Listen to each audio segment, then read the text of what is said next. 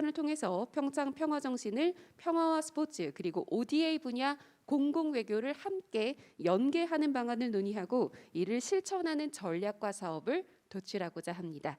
네, 그럼 이번 세션의 문을 열어주실 분은 제가 소개해드리겠습니다. 이번 세션의 자장을 맡아주실 분인데요. 대구 가톨릭대학교 이정욱 명예교수님께서 개회사로 이번 세션의 문을 열어주시겠습니다. 여러분 큰 박수로 환영해 주십시오.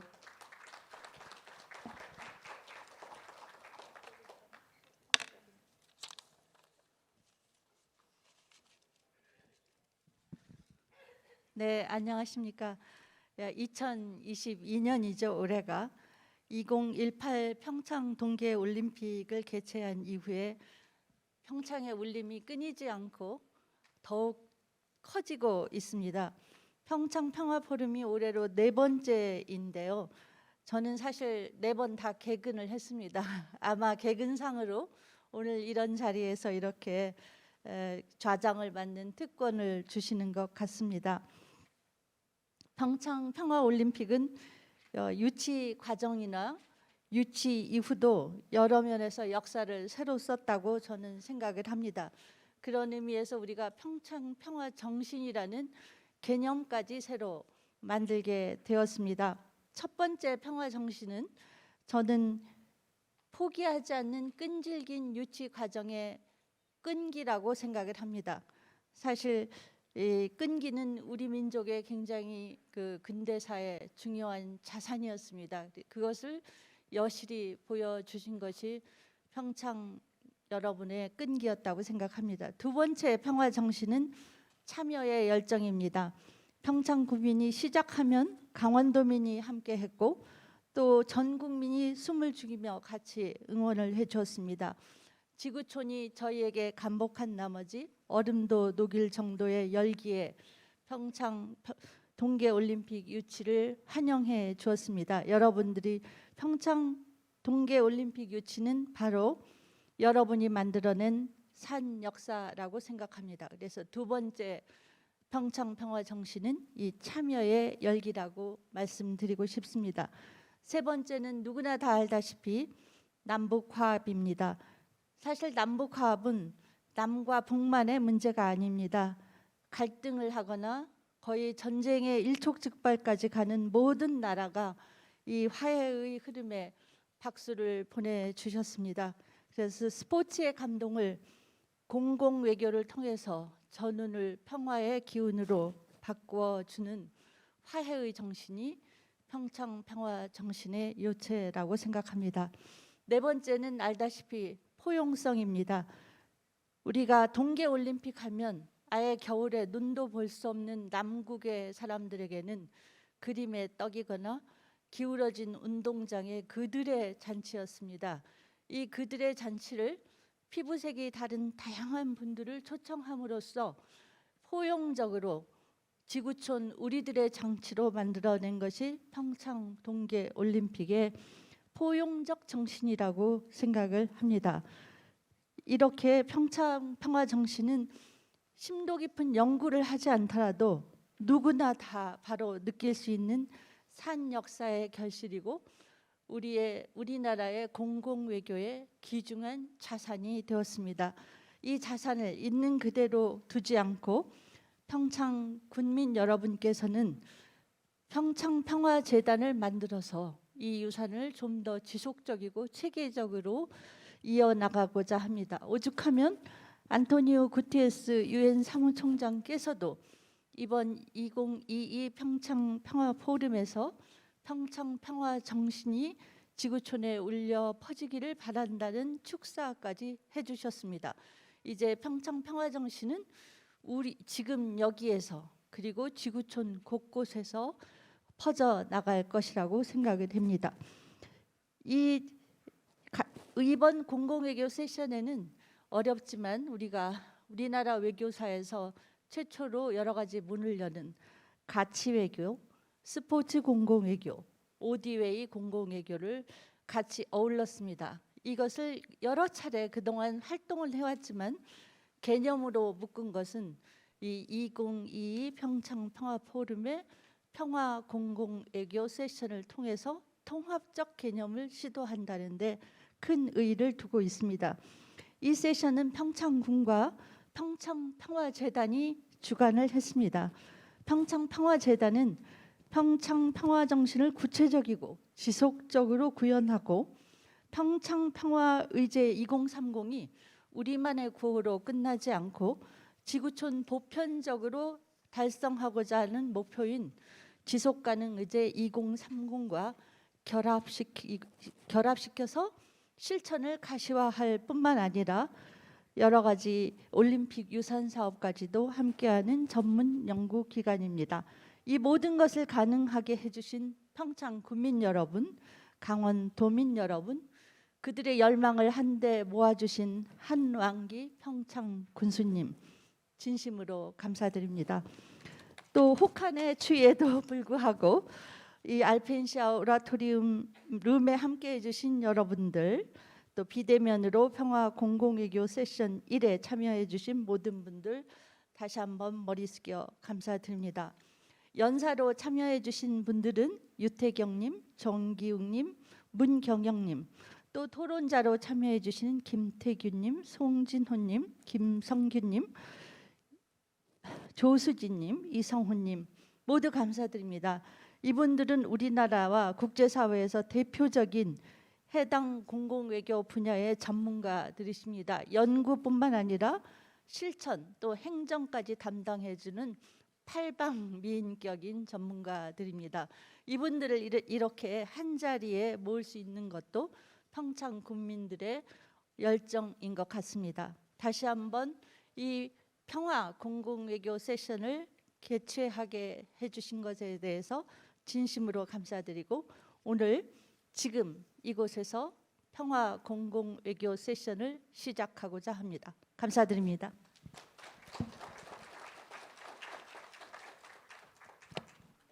네, 교수님께서 개회사를 주셨습니다. 다시 한번 감사를 드리겠고요. 또 개회사를 통해서 평창 평화정신의 의의를 또 살펴주셨고요. 평창 평화정신이 공공외교의 소중한 자산이라고 말씀을 해주셨습니다. 이번 소시연을 통해서 말씀을 해주셨던 것처럼 평창 평화정신이 공공외교로서 개념이 더욱더 명확해지고 또 실천까지 이어지기를 기대하겠습니다. 다시 한번 감사드리겠습니다.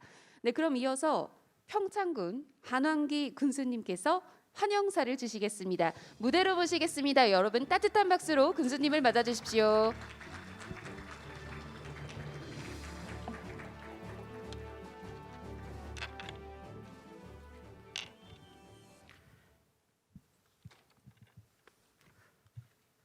반갑습니다. 평창군수 한왕기입니다. 평창 평화정신과 공공외교를 주제로 뜻깊은 자리를 마련해 주신 이정옥 평창평화센터 이사장님을 비롯한 연사 여러분들을 환영합니다. 2018 평창 동계올림픽이 남긴 가장 큰 유산은 스포츠 공공외교를 통한 평화의 실현이었습니다. 평창은 한반도 평화조성 프로세스의 발원지로서 평창올림픽의 평화 의지를 이어나가고자 합니다. 평창평화센터를 설립하여 전문성을 갖춘 유산 사업을 또한 추진해오고 있습니다. 이러한 평화의 여정에서 가장 필요한 것은 구체적인 실천 전략이었습니다. 특히 평창에서 2023년 평창 동계 청소년 세계대회와 또 2024년 강원 동계 청소년 올림픽 등 국제적인 이벤트가 지속적으로 예정되어 있습니다. 공공외교를 통한 평화의 감동이 재현되기를 또 기대합니다. 평창의 평화 정신을 발전시킬 전략과 사업안을 도출하는 이번 세션이 이에 대한 답이 될 수 있을 것이라고도 봅니다. 여러분의 다양한 논의와 협업의 지혜가 모여 평창의 평화 정신이 새로운 세계 평화 정세를 이룩하길 기대합니다. 감사합니다. 네, 군수님 다시 한번 감사드리겠습니다. 군수님께서 또 따뜻한 환영사로 이번 세션에 의미를 더해 주셨습니다. 말씀하셨던 것처럼 평화 증진과 구축에 실천적인 구체적인 실천 전략이 중요하다고 하셨는데 이번 세션을 통해서 좋은 결과 있기를 기대하겠습니다. 네, 그럼 저희 본격적으로 세션을 통해서 심층적인 발표와 또 토론을 이어가 보도록 할 텐데요. 먼저 연사분들과 그리고 5분의 패널분들을 한 분 한 분 소개를 먼저 드리겠습니다. 먼저 좌장을 맡아주실 대구가톨릭대학교 이정옥 명예교수님이십니다. 네, 여러분 박수 주십시오. 감사합니다. 네, 계속해서 연사분 소개해 드리겠습니다. 이화여자대학교 박사과정 류태경님, 감사합니다. 다음 한국외국어대학교 정기욱 HK 교수님 함께 해주셨고요. 감사드리겠습니다. 전북대학교 문경현 부교수님께서도 함께 해주실 예정입니다. 현장에는 참석하지 못하셨지만 대신 영상 발표를 저희에게 보내주셨습니다. 감사합니다. 그럼 계속해서 패널 분들 소개해 드리겠습니다. 2018 평창 동계올림픽 남북 단일팀 부주장 조수지 선수 패널로 함께 해주셨습니다. 네, 서울대학교 김태균 교수님 줌으로 함께 해주실 예정이고요. 평창평화재단 송진호 이사님 함께 해주셨습니다. 네, 감사합니다. 국제개발협력학회 김성규 회장님 역시 줌으로 함께 해주실 예정입니다. 네, 반갑습니다. 어서 오십시오. 경희대학교 미래문명원 이성훈 특임 교수님 패널로 함께 해주셨습니다. 네, 감사합니다. 네, 그럼 저는 이번 세션을 진행해 주실 좌장님께 마이크를 넘기도록 하겠습니다. 네, 감사드립니다. 우리가 그 평화 공공 외교 세션 1에서 여러 가지 가치 외교, 스포츠 공공 외교, 평화 ODA에 관한 귀중한 발제를 먼저 듣고 또 5분의 훌륭한 토론자를 모시고 토론을 진행해 보기로 하겠습니다. 이 코로나19라는 상황 속에서 저희가 대면과 비대면을 결합한 이런 새로운 형식의 진행에도 앞으로 익숙해지도록 저희가 이런 새로운 시발을 해보고자 합니다. 그러면 시간이 굉장히 제약된 관계로 우선 발제자 분들께서 한 15분 정도 발표를 해주시고 토론자 분들께서 한 7, 8분 정도 해주시면 우리가 아껴서 조금 시간을 남기면 플로어에서 혹시 질문이 계시는 분들의 질문도 받아볼 기회를 열어보도록 하겠습니다. 많은 말씀은 이미 모두에서 드렸기 때문에 바로 발제로 들어가 볼까 합니다. 처음에 유태경 발제자님께서는 이화여대 박사과정의 조기숙 교수님과 함께 진행하는 연구를 이 귀중한 연구를 저희와 공유해 주시고 이분은 호주 대사관에서 해외 공보 업무를 담당하고 있고 또 해군에서도 이 공보 업무를 한 8년 이상 진행하셨기 때문에 공공 외교의 실천적 경험을 굉장히 많이 갖추신 분입니다. 유태경 연사님을 따뜻한 박수로 맞이해 주시기 바랍니다. 네, 안녕하십니까. 이화여자대학교 국제대학원에서 박사과정 중에 있는 류태경입니다. 오늘 저는 제 은사인 조기숙 교수와 함께 공동으로 진행하고 있는 문재인 대통령의 한반도 평화 프로세스에 대해서 공공외교의 관점에서 접근해 보고자 합니다. 이 프로젝트는 평화 이니셔티브의 가치 외교와 이를 위한 프레이밍 노력에 대한 성과를 보려고 하는데요. 평화와 번영의 한반도를 목표로 하는 문재인 대통령의 평화 이니셔티브를 평가하고 이 과정에서 남북한 통일에 대한 가치를 평화로 옮기기 위한 노력을 보고자 합니다. 여기에 대한 국가 아이덴티티 설정과 프레이밍 노력을 보려고 하는데요. 이 연구는 한국의 파워 다이나믹에 대한 아주 작은 질문으로부터 시작되었습니다. 지난 반세기 동안 한국의 외교 초점은 전통적으로 안보 강화와 무역 확장에 있었습니다. 이 결과로 한국은 이제 세계 10대 경제 대국인 동시에 6대 군사 강국이 되었습니다. 또한 한국은 한류라는 문화 자산으로 비롯된 소프트 파워로도 유명합니다. 최근 우리 모두가 아는 K 컨텐츠인 BTS, 블랙핑크, 오징어 게임 등 전 세계가 열광했었는데요. 이 현상은 한국의 소프트 파워가 지니는 글로벌 영향력을 여실없이 보여줍니다. 이런 자산들은 공공외교의 중요한 수단이자 전략으로 한국의 외교 지평에 저력을 더할 수 있는데요. 하지만 소프트파워 랭킹을 보면 전통적 하드파워에는 경제력, 군사력과 격차가 보입니다. 19위에서 그치거든요. 한류 콘텐츠가 보여주는 경쟁력을 생각하면 이는 상당히 흥미로운 격차입니다. 많은 학자들이 소프트파워가 하드파워와 직접적인 연관이 있다고 보는데 말이죠. 이러한 비균형을 이해하고 어떤 배경이 있는지 보기 위해 이 프로젝트는 한국 정부가 어떤 노력을 행했는지 알아보고자 하는데요. 문재인 정부의 평화 이니셔티브는 한국의 현재 공공 노력을 가미한 정부 최우선 아젠다이기에 선정했습니다. 동시에 북핵과 남북한이 아직 전쟁 중이라는 분단국가라는 북한 관련 이슈가 한국의 국가 브랜드에 부정적인 이미지를 가져오는 주요 이유 중 하나라는 점, 그리고 남북한 관계를 개선하는 것이 국가 이미지 향상에 도움이 될 것이라는 여론조사 결과도 이 연구를 진행하는 중요한 이유입니다. 한 국가의 외교 정책은 역사적 경험과 주요 가치 및 규범을 토대로 한 국가 아이덴티티에 그 기반을 둔다는 것이 구성주의적 접근입니다. 갖가지 상징과 개념을 통해 전달되는 이 아이덴티티와 규범이 바로 이 이니셔티브의 주요 발상인데요. 보편적인 가치인 평화라는 프레임을 토대로 규범에 입각한 외교가 한반도에서 평화와 안정을 정착하는 한국의 국익을 실현하기 위한 전략이라는 것입니다. 이전 진보 정권인 김대중 정부와 노무현 정부를 뒤따라 문재인 정부는 여러 외교 정책 수립 및 실행을 통해 평화를 최우선 가치로 삼고자 합니다. 문정인 교수는 이 평화 이니셔티브의 세 가지 원칙을 평화 최우선, 비핵화, 그리고 북한 정권 교체 불안이라고 꼽았죠. 외교부도 한국 정부는 동북아를 넘어서는 지역을 토대로 공공외교 활동을 통해 영내 파트너들의 협력을 구함으로써 한반도의 평화와 번영을 구축한다는 외교 정책 목표를 내세웠습니다. 이것이 바로 문재인 정부가 얻고자 하는 궁극적인 목표라 볼 수 있겠습니다. 그렇다면 이 과정에서 왜 평화라는 개념이 문재인 정부가 각고의 노력을 쏟는 가치이자 프레임일까요?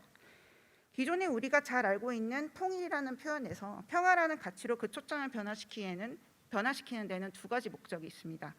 북한 정권을 존중함으로써 대화의 장으로 이끌어낸다는 것과 이 아젠다의 적용 범위를 남북한 두 국가에서 더 넓은 지정학적 무대로 확장시키는 것입니다. 한마디로 통일이라는 남북한만의 이슈에서 전 세계가 관심을 가질 수밖에 없는 평화라는 아젠다로 재설정하는 것입니다. 프레임이라는 개념은 사회 속 여러 레벨에서 여러 개체끼리의 일상 속 커뮤니케이션에서 항상 일어나고 있습니다. 간단히 정리하자면 프레이밍 이론은 전달이 되는 어떤 메시지가 받는 사람들로 하여금 그 정보를 어떻게 처리하고 받아들이도록 하는지 보는 것이거든요. 유명한 전략적인 예로는 여러분이 아주 잘 아는 테러와의 전쟁이 있습니다. 당시 미국 정부가 사용한 이 표현은 방패와 창의 두 가지 목적을 동시에 만족시키며 미 정부의 반테러 활동을 정당화시키는 데 아주 중요한 역할을 했거든요. 반테러 활동을 강화시킨과 동시에 이에 대한 모든 비판과 반대를 잠재웠습니다. 프레이밍은 정치적으로만 사용되는 것이 아닙니다. 사회적 이슈인 동성애가 아주 유명한 케이스인데요. 기존의 그 동성결혼이라는 게이 메리지라는 프레이밍에 러브를 사랑의 가치를 더했습니다. Love is love.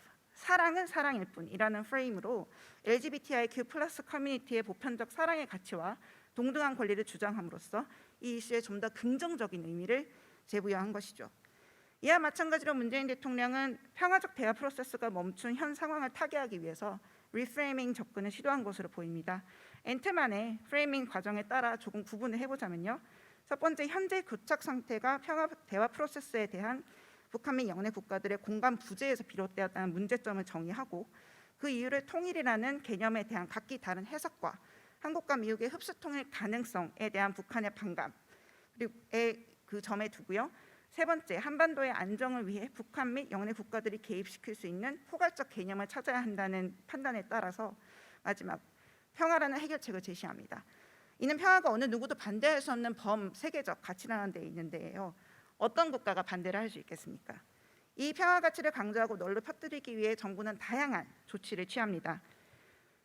이 프레이밍 테크닉에 따라 구분지을 수 있는데요. 이 중 두드러지는 것은 평화 메타포, 문재인 대통령 가족의 흥남 탈출 스토리, 평화와 번영의 한반도라는 슬로건, 그리고 평창 올림픽 및 판문점 등 비주얼적인 인공물, 즉 배경입니다. 바로 이 평창이 무대가 되었던 평화 올림픽 말이죠. 여러 프레이밍 이론으로 분석해 봤을 때 문재인 정부의 행보는 상당히 전략적입니다. 그렇다면 이러한 노력은 어떻게 전달이 되었고 어떻게 받아들여졌을까요? 분석을 위해 정책 홍보 효과를 측정하기 위한 IOO 모델을 적용했습니다. 투입 산출 결과 모델인데요. 주요 대통령 연설인 2017년 7월 베를린 퀘베전에서 발표한 평화 이니셔티브를 투입 요인으로 적용했습니다. 이를 비교하기 위해 2014년 3월 통일이 중심 개념이었던 박근혜 전 대통령의 드레스덴 구상을 비교했고요. 각 연설에서 통일과 평화 중 무엇에 초점을 두었는지, 어떤 메시지를 전달했는지 검토했습니다. 두 연설 직후에 언론 리포팅을 아웃풋으로 살펴봤는데 이는 보통 언론 보도를 공공외교 노력의 즉각적인 결과로 보기 때문입니다. 대중의 인식과 지식에 영향을 미친다는 단계인 아웃컴으로는 트럼프 전 대통령과 김정은 위원장과 같은 국가 원수의 반응을 고려했습니다. 2014년 박근혜 전 대통령의 연설에서는 통일이 총 34번 언급된 반면 평화는 16번밖에 사용되지 않았습니다. 이 연설의 중점은 남북한이 분단을 끝내고 하나의 통일 국가가 되는 데 있었어요. 박 전 대통령은 동독의 도시였던 드레스덴이 통일 이후 얼마나 번영했는지, 그리고 통일 독일이 유럽의 중심이 되었는지를 강조합니다. 또한 독일에 빗대어 새로운 한반도에 하나의 시스템에 하나의 한국이 존재해야 함을 피력했죠. 이와 반대로 문재인 대통령은 평화를 49번이나 언급했고요. 통일은 17번 사용했습니다. 박 전 대통령의 연설문과 비교하면 아주 큰 차이점이죠. 통일이란 단어가 쓰인 경우에도 북한을 겨냥한 것이 아니었습니다. 문 대통령은 김대중 전 대통령과 노무현 전 대통령의 발걸음을 따라서 한반도의 안정된 평화와 상호 번영을 추구해야 한다고 여러 번 강조했고요. 북핵 문제에 대해서는 강경한 입장을 보였으나 평화를 바랄 뿐 북한 정권이나 국가의 붕괴를 바라지 않음을 명확히 했습니다. 남북한 간 공존과 신뢰 형성을 강조하고 연설 끝자락에는 평화를 실현하기 위해 독일이 직면한 새로운 과제인 지역주의, 테러리즘, 난민 등 이슈를 언급하며 이를 통해 독일과 한국 모두 유럽과 동북아의 미래를 위한 평화와 공존을 위해 극복해야 하는 것들이 있으며 양국 모두 평화를 위한 행진을 멈추지 말아야 한다는 메시지를 강조합니다. 이 신베를린 선언 직후 언론 보도는 많은 언론은 의문을 던졌습니다. 종전과 평화협정이라는 제안에 대해 한국 언론은 문 대통령이 대부분 꿈이 크다라고 반응을 했죠. 보수 언론은 북한 정권을 인정했다고 비판하는 데 중점을 뒀습니다. 2017년 내내 북한과의 관계에서 뭔가 진전이 없음에 따라서 이런 회의적인 보도는 한 해 내내 이어졌는데요. 이 기간 국내 보도가 다소 어두웠던 반면에 38노스에는 좀 더 긍정적인 해설이 실렸습니다. 루디거 프랑크는 이렇게 적었습니다. 문재인 대통령은 한국의 통일이 한국만의 일임을 강조할 수 있으나 또한 그는 현명하게도 외부 세력의 이익이 한국의 미래에 도움이 될 수도 해를 끼칠 수도 있음을 알고 있다. 한국이 미국이나 중국으로부터 적극적인 지지를 꿈꿀 수 없지만 일단 실현 가능한 목표인 적어도 그들의 반대를 피하는 것이다. 바로 이것이 이 연설의 주요 목적 중 하나인 것으로 보인다. 바로 꼬집었다고 생각을 합니다. 2014년 프랭크는 박 전 대통령 연설문에는 그다지 긍정적이지 않았습니다. 박 전 대통령이 서독을 찬양함과 동시에 동독은 무시했다며 이는 북한에게 그 어떠한 성과도 인정되지 않을 것이며 어떤 성과가 있더라도 아무런 가치가 없다. 한마디로 북한을 부정하는 메시지를 주었다며 스피치라이트를 해고해야 된다고까지 얘기했었죠. 두 대통령의 연설문에 대한 북한의 반응은 달랐습니다. 박 전 대통령의 드레스덴 연설 불과 3일 후 북한 조선중앙통신은 저속한 외교라며 재빠르게 비판의 목소리를 냈고요. 노동신문은 우리의 사상과 제도를 해치기 위한 반민족적 체제 통일이라며 여기서 옮기지 못할 여러 인신공격적 발언도 서슴지 않았습니다. 이와 대조되게 문 대통령의 연설에 대해서는 북한이 반응하는데 9일이 걸렸는데요. 고심의 흔적으로 보입니다. 북한이 문 대통령에게도 헛소리라며 어느 정도 비판을 했지만 부분적으로 긍정적인 반응이 있었거든요. 노동신문에 실린 이 칼럼은 정부의 이름이 아닌 개인의 이름으로 쓰였다는 점에 향후 논의에 대한 어느 정도 여지를 둔 조심스러운 접근으로 해석할 수 있고, 또한 북한은 신베를린 구상에 포함된 이 평화 이니셔티브가 6.15 선언이나 14선언을 존중했다는 점을 주시했습니다. 북한의 이런 다른 반응은 문 대통령의 북한 정권 유지 의지와 흡수 통일에 대한 반대 의지에 따른 것으로 보입니다. 그리고 2018년에는 좀 더 긍정적인 결과를 볼 수 있었죠. 한반도의 평화에 대한 긍정적인 이미지를 전 세계에 보여준 그 누구도 부인할 수 없는 최대의 성과는 바로 2018년 2월 평창 동계올림픽 현장이었습니다. 김여정 부부장의 개막식 참석과 한반도기 아래 남북한 팀의 공동 입장, 이 장면은 한반도 평화의 가능성을 단적으로 보여주는 예였습니다. 문재인 정부의 평화를 향한 방향 설정의 또 다른 긍정적 아웃컴은 2018년 4월, 5월 판문점 그리고 9월 평양에서 일어났죠. 문 대통령과 김 위원장은 4월 판문점에서 한반도에서 더 이상 전쟁은 없을 것이며 새로운 평화의 시대가 열렸다고 선언했습니다. 트럼프 대통령과 김 위원장 또한 싱가포르, 하노이 그리고 판문점에서 3번을 만나서 악수를 하고 포옹을 하기도 했죠. 평화가 손에 잡힐 듯 가까워 보였습니다. 문정인 교수는 당시를 한국의 평화 이니셔티브의 대성공으로 보였다 평가를 했었는데요. 북한의 태도가 유연해진 것은 비단 미국의 대통령뿐만이 아니었습니다. 2017년 4월과 2018년 5월 퓨 리서치 센터의 조사를 비교해 보면 미국 내 여론의 변화가 보입니다. 문 대통령의 배려를 이어선 3달 전인 2017년 4월 미국인들은 북핵 긴장으로 인해 북한에 대해 상당히 부정적인 시각을 78% 가지고 있었죠. 2018년 5월 리포트를 보면 미국이 북한과 직접 협상에 나서는 것에 대해 71%가 지지하며 양국 간 대화에 긍정적인 반응을 보입니다. 평화 프레임과 미국 내 여론 간 직접적인 연관이 없다 하더라도 이런 여론조사 결과가 트럼프 대통령의 행보에 대한 반응이라고 볼 때 어느 정도 긍정적인 해석을 부여할 수 있을 것 같습니다. 안타깝게도 오래 지속되진 않았죠. 트럼프 대통령과 김 위원장이 어떤 합의도 이루지 못했던 하노이 회담 이후 분위기는 뒤집혔습니다. 2020년 6월 김여정 부부장은 남북한 관계의 끝을 선언하고 모든 통신 채널을 중단하고 해성공단의 연락사무소를 폭파하였습니다. 바이든 정부 수립 이후 특별한 진전은 없는 상태이고요. 코로나19로 인해서 여러 북한 국내 사정을 비교해 볼 때 당장 어떤 반응이 일어날 것이라는 계기는 없어 보입니다. 그래도 평화 이니시티브에 대한 해당 희망은 아직 있다고 봅니다. 2021년 7월 남북한은 통신 채널을 재개하고 신뢰와 화합의 길로 나서겠다고 했고 최근 물론 잇따른 미사일 발사에 촉각을 건드렸을 수밖에 없는 상황이긴 하지만요. 그러나 어떠한 상황에도 문재인 대통령은 가능한 기회마다 평화 프레임을 언급합니다. 로마에서 교황을 만날 때에도요. 호주의 국빈으로 방문해 호주 총리와 공동 기자회견을 가질 때에도 말이죠. 전례 없는 노력이 전례 없는 결과를 가져왔다는 것은 의심할 수 없습니다. 어느 누가 평화를 반대할 수 있을까요? 범세계적 가치를 통해 한반도 문제를 해결하는데 다른 국가의 지지나 아니면 비반대를 이끌어낼 수 있는 전략적인 행보입니다. 하지만 남북한만의 문제일 수밖에 없는 통일이라는 관점에서 범세계적인 가치인 평화로의 인식 변화를 위한 프레이밍 노력이 얼마나 성공적이었는지 단정하기에는 아직은 이른 상태입니다. 혹자는 통일이든 평화든 그 프레임은 아무 상관이 없다. 지정학적 환경에서 무관한 요인이라고 하기도 하죠. 약간 현실주의적 관점인데요. 만약에 분단된 두 한국이 주변국의 국익에 도움이 된다면 평화라는 프레임은 아무런 연관이 없다는 거죠. 하지만 프레이밍 노력이 각국 간의 정치적, 경제적 파워게임의 영향력을 이길 수 없을 거란 말이 맞을지 모르지만 프레이밍 효과가 아직 다 나타나지 않았을지도 모릅니다. 영내 주변국들과의 관계 속에서 주변국들의 관심을 이끌어내기 위해서라도 우리가 추구해야 될 가치는 일단 통일보다는 평화로 접근해야 된다는 게 맞는 의견입니다. 하지만 그 성과에 대해 단정짓기는 아직 이르지만 그래도 수치상 희망을 좀 보여드릴 수 있을 것 같은데요. 초반에 제가 한국의 국가 브랜드 이미지에 부정적 영향을 미치는 것이 북핵과 전쟁적인 분단 국가라는 점이 있다고 보여드렸었죠. 이 표는 2019년 조사 결과인데요. 해외문화 홍보원에서 실시했던 첫 조사였습니다. 이후에 변화가 있었을까요? 2021년 조사 결과에 따르면 국가 브랜드 이미지에 부정적 영향을 미치는 첫 번째 요인이 더 이상 북한이 아닙니다. 북한과의 관계는 4위로 밀려났죠. 향후 브랜드 이미지 향상을 위한 제안이 있군데요.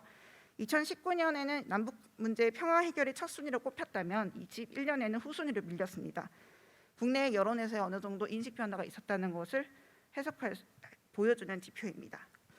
오늘 발표에서는 촉박한 시간을 고려해서 연구 내용 중에 일부만 발표를 드렸는데요. 앞으로 이거는 저희 영어로는 라이브 프로젝트, 온고잉 프로젝트죠. 아직 계속 진행 중인 상황이고 앞으로 이니셔티브가 어떻게 진행이 되는지, 어떤 여론 변화가 있는지 계속 지켜볼 예정입니다. 감사합니다.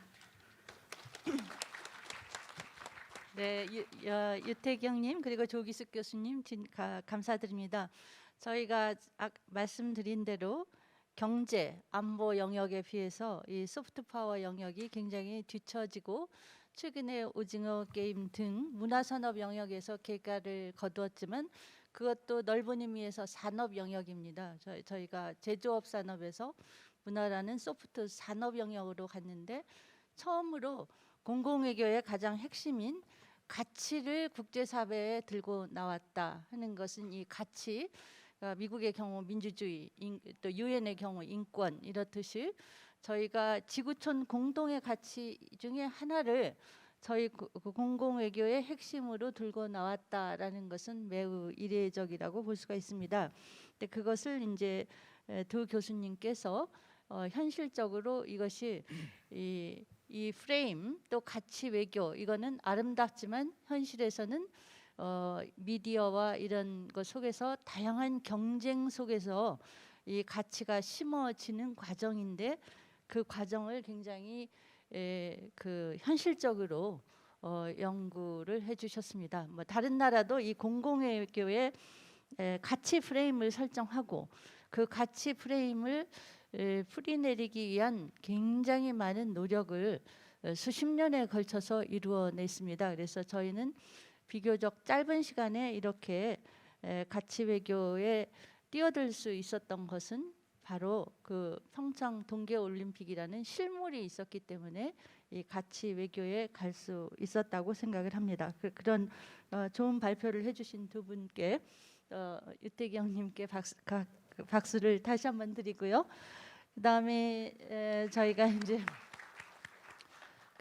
이게 다 새로운 시도입니다. 다음에는 이제 조금 더 그래도 여러분이 이해하기가 좀 더 쉬운 상대적으로 쉬운 평창 평화정신과 스포츠 공공외교에 대해서 정기웅 교수님께서 발표를 해주시겠습니다. 정기웅 교수님은 스포츠맨은 아니시죠? 그러니까 국가전략사업단 단장을 한국외국어대학에서 담당하고 계시고 국제협상, 중재 이런 분야에 굉장히 탁월한 전문가십니다.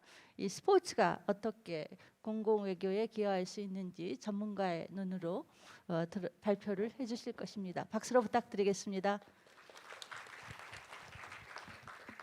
예, 안녕하십니까. 한국외국어대학교 국제지역연구센터 정경입니다.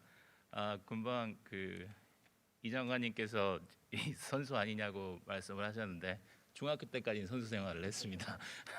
연식전구로 전국체전에도 나갔었는데요. 그 이후로 뭐 바꿔서 요즘은 그냥 테니스만 하고 있습니다.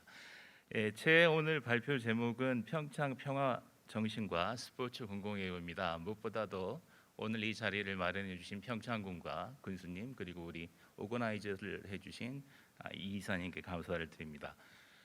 그 사이에 코로나 때문에 항상 이렇게 학회를 하면 전문가들만 모여서 하는 이 모임이 계속돼 왔습니다. 그래서 편하게 말을 할 수가 있었는데 오늘 이제 오디언스가 여러분이시다 보니까 이 내용에 대해서도 조금 신경이 쓰이고 이 발표 요청을 받았을 때 그래서 많은 사람들 앞에서 될 수 있으면 쉽게 평창 평화정신에 대해서 이해하기 위해 그런 식으로 제 발표는 구성이 돼 있습니다. 그리고 하나 더 말씀을 드릴 건 저희가 국가전략사업단이라고 돼 있는데요. 이건 이제 인문한국 사업의 하나로 저희 아젠다는 국가전략 창출입니다. 그래서 초국적 협력과 소통의 모색, 통일환경 조성을 위한 북방문화 접점 확인과 문화허브의 구축이라는 아주 긴 아젠다를 갖고 있습니다. 근데 이 통일환경 조성을 위해서 우리가 가장 먼저 신경을 써야 될 것 중에 하나가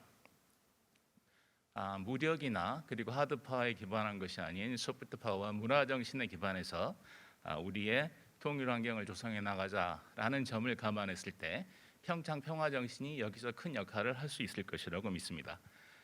제 발표의 순서는 먼저 스포츠가 어떤 식으로 외교적으로 활용이 되는지 그리고 스포츠 공공외교라는 건 무엇을 말하는지를 먼저 말씀을 드리고 그 다음에 평창 동계올림픽과 평창 평화정신이 어떤 식으로 탄생이 되었는지 그리고 평창 평화정신이 스포츠 공공외교에서 어떻게 쓰여질 수 있을지 그리고 마지막으로 한반도 평화통일과 평창 평화정신의 관계성에 대해서 말씀을 드리고자 합니다.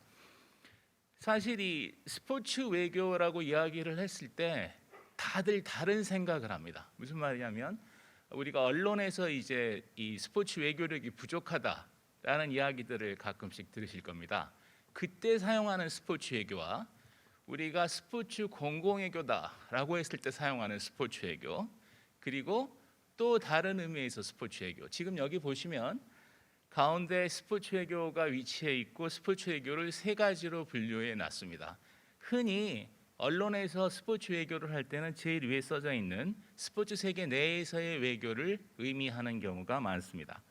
자, 또 다른 하나는 스포츠적 목적 달성을 위한 외교, 즉 올림픽의 성공적 개최, 월드컵의 성공적 개최, 이럴 때 사용되는 외교가 좌하단에 있는 스포츠적 목적 달성을 위한 스포츠 외교라고 할 수 있고요. 그 다음에 우리가 사실은 외교적인 입장에서 접근했을 때는 스포츠를 통한 외교 혹은 스포츠를 이용한 외교, 어떤 스포츠를 하나의 도구로서 사용한다는 것이죠. 그래서 이것이 스포츠 공공외교의 영역에 해당이 됩니다.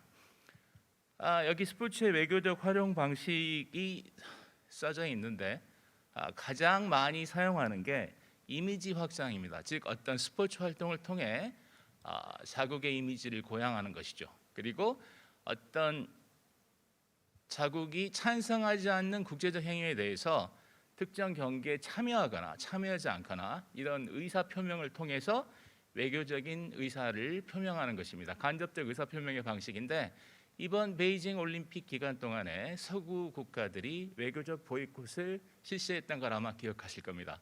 이런 방식이라고 생각을 하시면 됩니다. 그리고 관계 개선의 도구입니다. 즉 타국가의 스포츠 경기를 통해서 어떤 이 데드락되어 있는 교착되어 있는 관계를 풀어나가고자 할 때 스포츠가 활용이 되기도 합니다. 자, 그런데 문제는 이 스포츠를 활용한 이미지 확장이 과연 항상 성공적인가라는 것입니다. 즉 어떤 경기에서 우리가 우수한 성적을 달성했다고 해서 그것이 우리 국가의 국격을 높이고 국가 순위가 올라가는 것으로 생각할 수 있는가? 그 다음에 또 하나는 자국은 그와 같이 열심히 스포츠 성적의 향상을 통해서 다른 나라 사람들에게 좋은 이미지를 주었다라고 생각할지 모르나 받아들이는 입장에서 그것을 과연 똑같이 받아들일 것인가? 즉 특정한 어떤 경기를 제가 지금 여기서 예로 드는 건 적절치 않고 다들 그냥 상상하세요.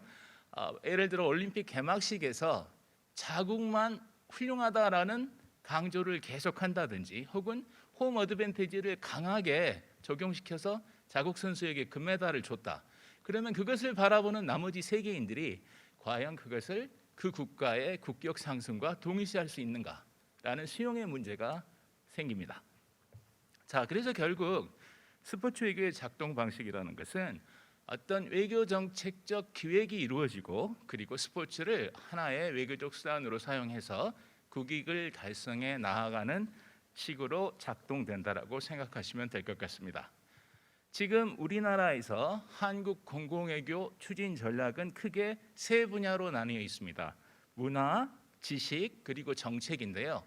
이 스포츠 외교는 문화 파트에 속합니다. 여기 보면 이제 9개의 아젠다가 있는데 지금 약간 굵은 글씨로 표시되어 있는 스포츠 외교 및 태권도 진흥이라는 파트가 이 문화 파트에서 스포츠 공공외교가 차지하고 있는 자리라고 볼 수 있습니다.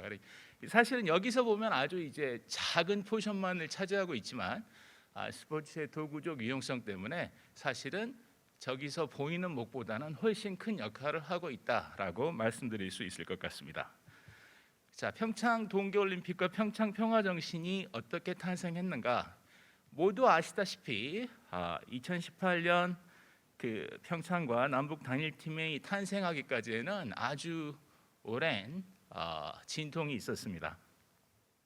사실 이 남북 올림픽 공동 개최를 제일 먼저 주장하고 나섰던 것은 2011년 이 우리 평창이 동계올림픽 유치를 확정짓자마자 당시 민주당 대표였던 손학규 대표가 이 남북 공동 개최를 주장합니다. 그런데 참 재밌는 게 항상 우리가 무언가 주장을 하면 북한이 반응을 보이는데 이때는 북한이 아무런 반응을 보이지 않았고 그 다음에 당시 분위기로 이 손학규 대표의 발언에 대해서 이 여야 정치인들 간에 약간의 공방이 오고 간 다음에 찻잔속 태풍으로 끝나버렸어요. 그런데 그걸 다시 이제 살려낸 게 2017년에 전라북도 무주에서 세계 태권도 연맹이 개최하는 세계 태권도 선수권 대회가 개최됩니다. 이때 문재인 대통령께서 참석하셔서 제안을 하십니다. 근데 이때 북한의 장웅 IOC 위원이 반응이 아주 부정적이었어요. 안 된다. 남북 탁구 단일팀 만드는데 100번 이상 만났다. 근데 되겠느냐? 정치가 먼저 움직여야 된다라는 이야기를 합니다. 그러자 정치가 움직였죠. 북한 김정은 위원장이 2018년 1월 1일 신년사를 통해서 평창 동계올림픽 참가를 시사하고 바로 그 다음부터 급박하게 시계가 돌아가기 시작해서 1월 9일 판문점에서 고위급 회담 개최되면서 올림픽이 개최됩니다. 그리고 단일팀이 형성이 되죠. 지금 우리 조수지 선수 여기 와 계신데 그리고 나서는 여러분 모두 기억하시다시피 2018년 한반도의 시계는 아주 역동적으로 돌아갔습니다. 남북 정상회담과 미북 정상회담 그리고 남북미 정상회담이 개최되고 2018년 9월에 평양에서 개최된 남북 정상회담에서 남북이 공동으로 하계올림픽을 개최하겠다라는 발표를 해요.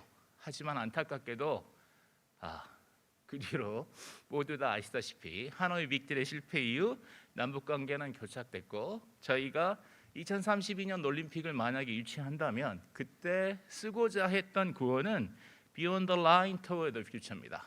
경계를 넘어 미래를 향하자라는 거였는데 아쉽게도 이건 불발로 끝났고 하지만 평창이 가져온 평화 정신의 탄생은 앞으로 우리가 다음 공동 올림픽 개최 혹은 단독 올림픽 개최를 시도하는 과정에서 역할을 할 수 있으리라고 봅니다.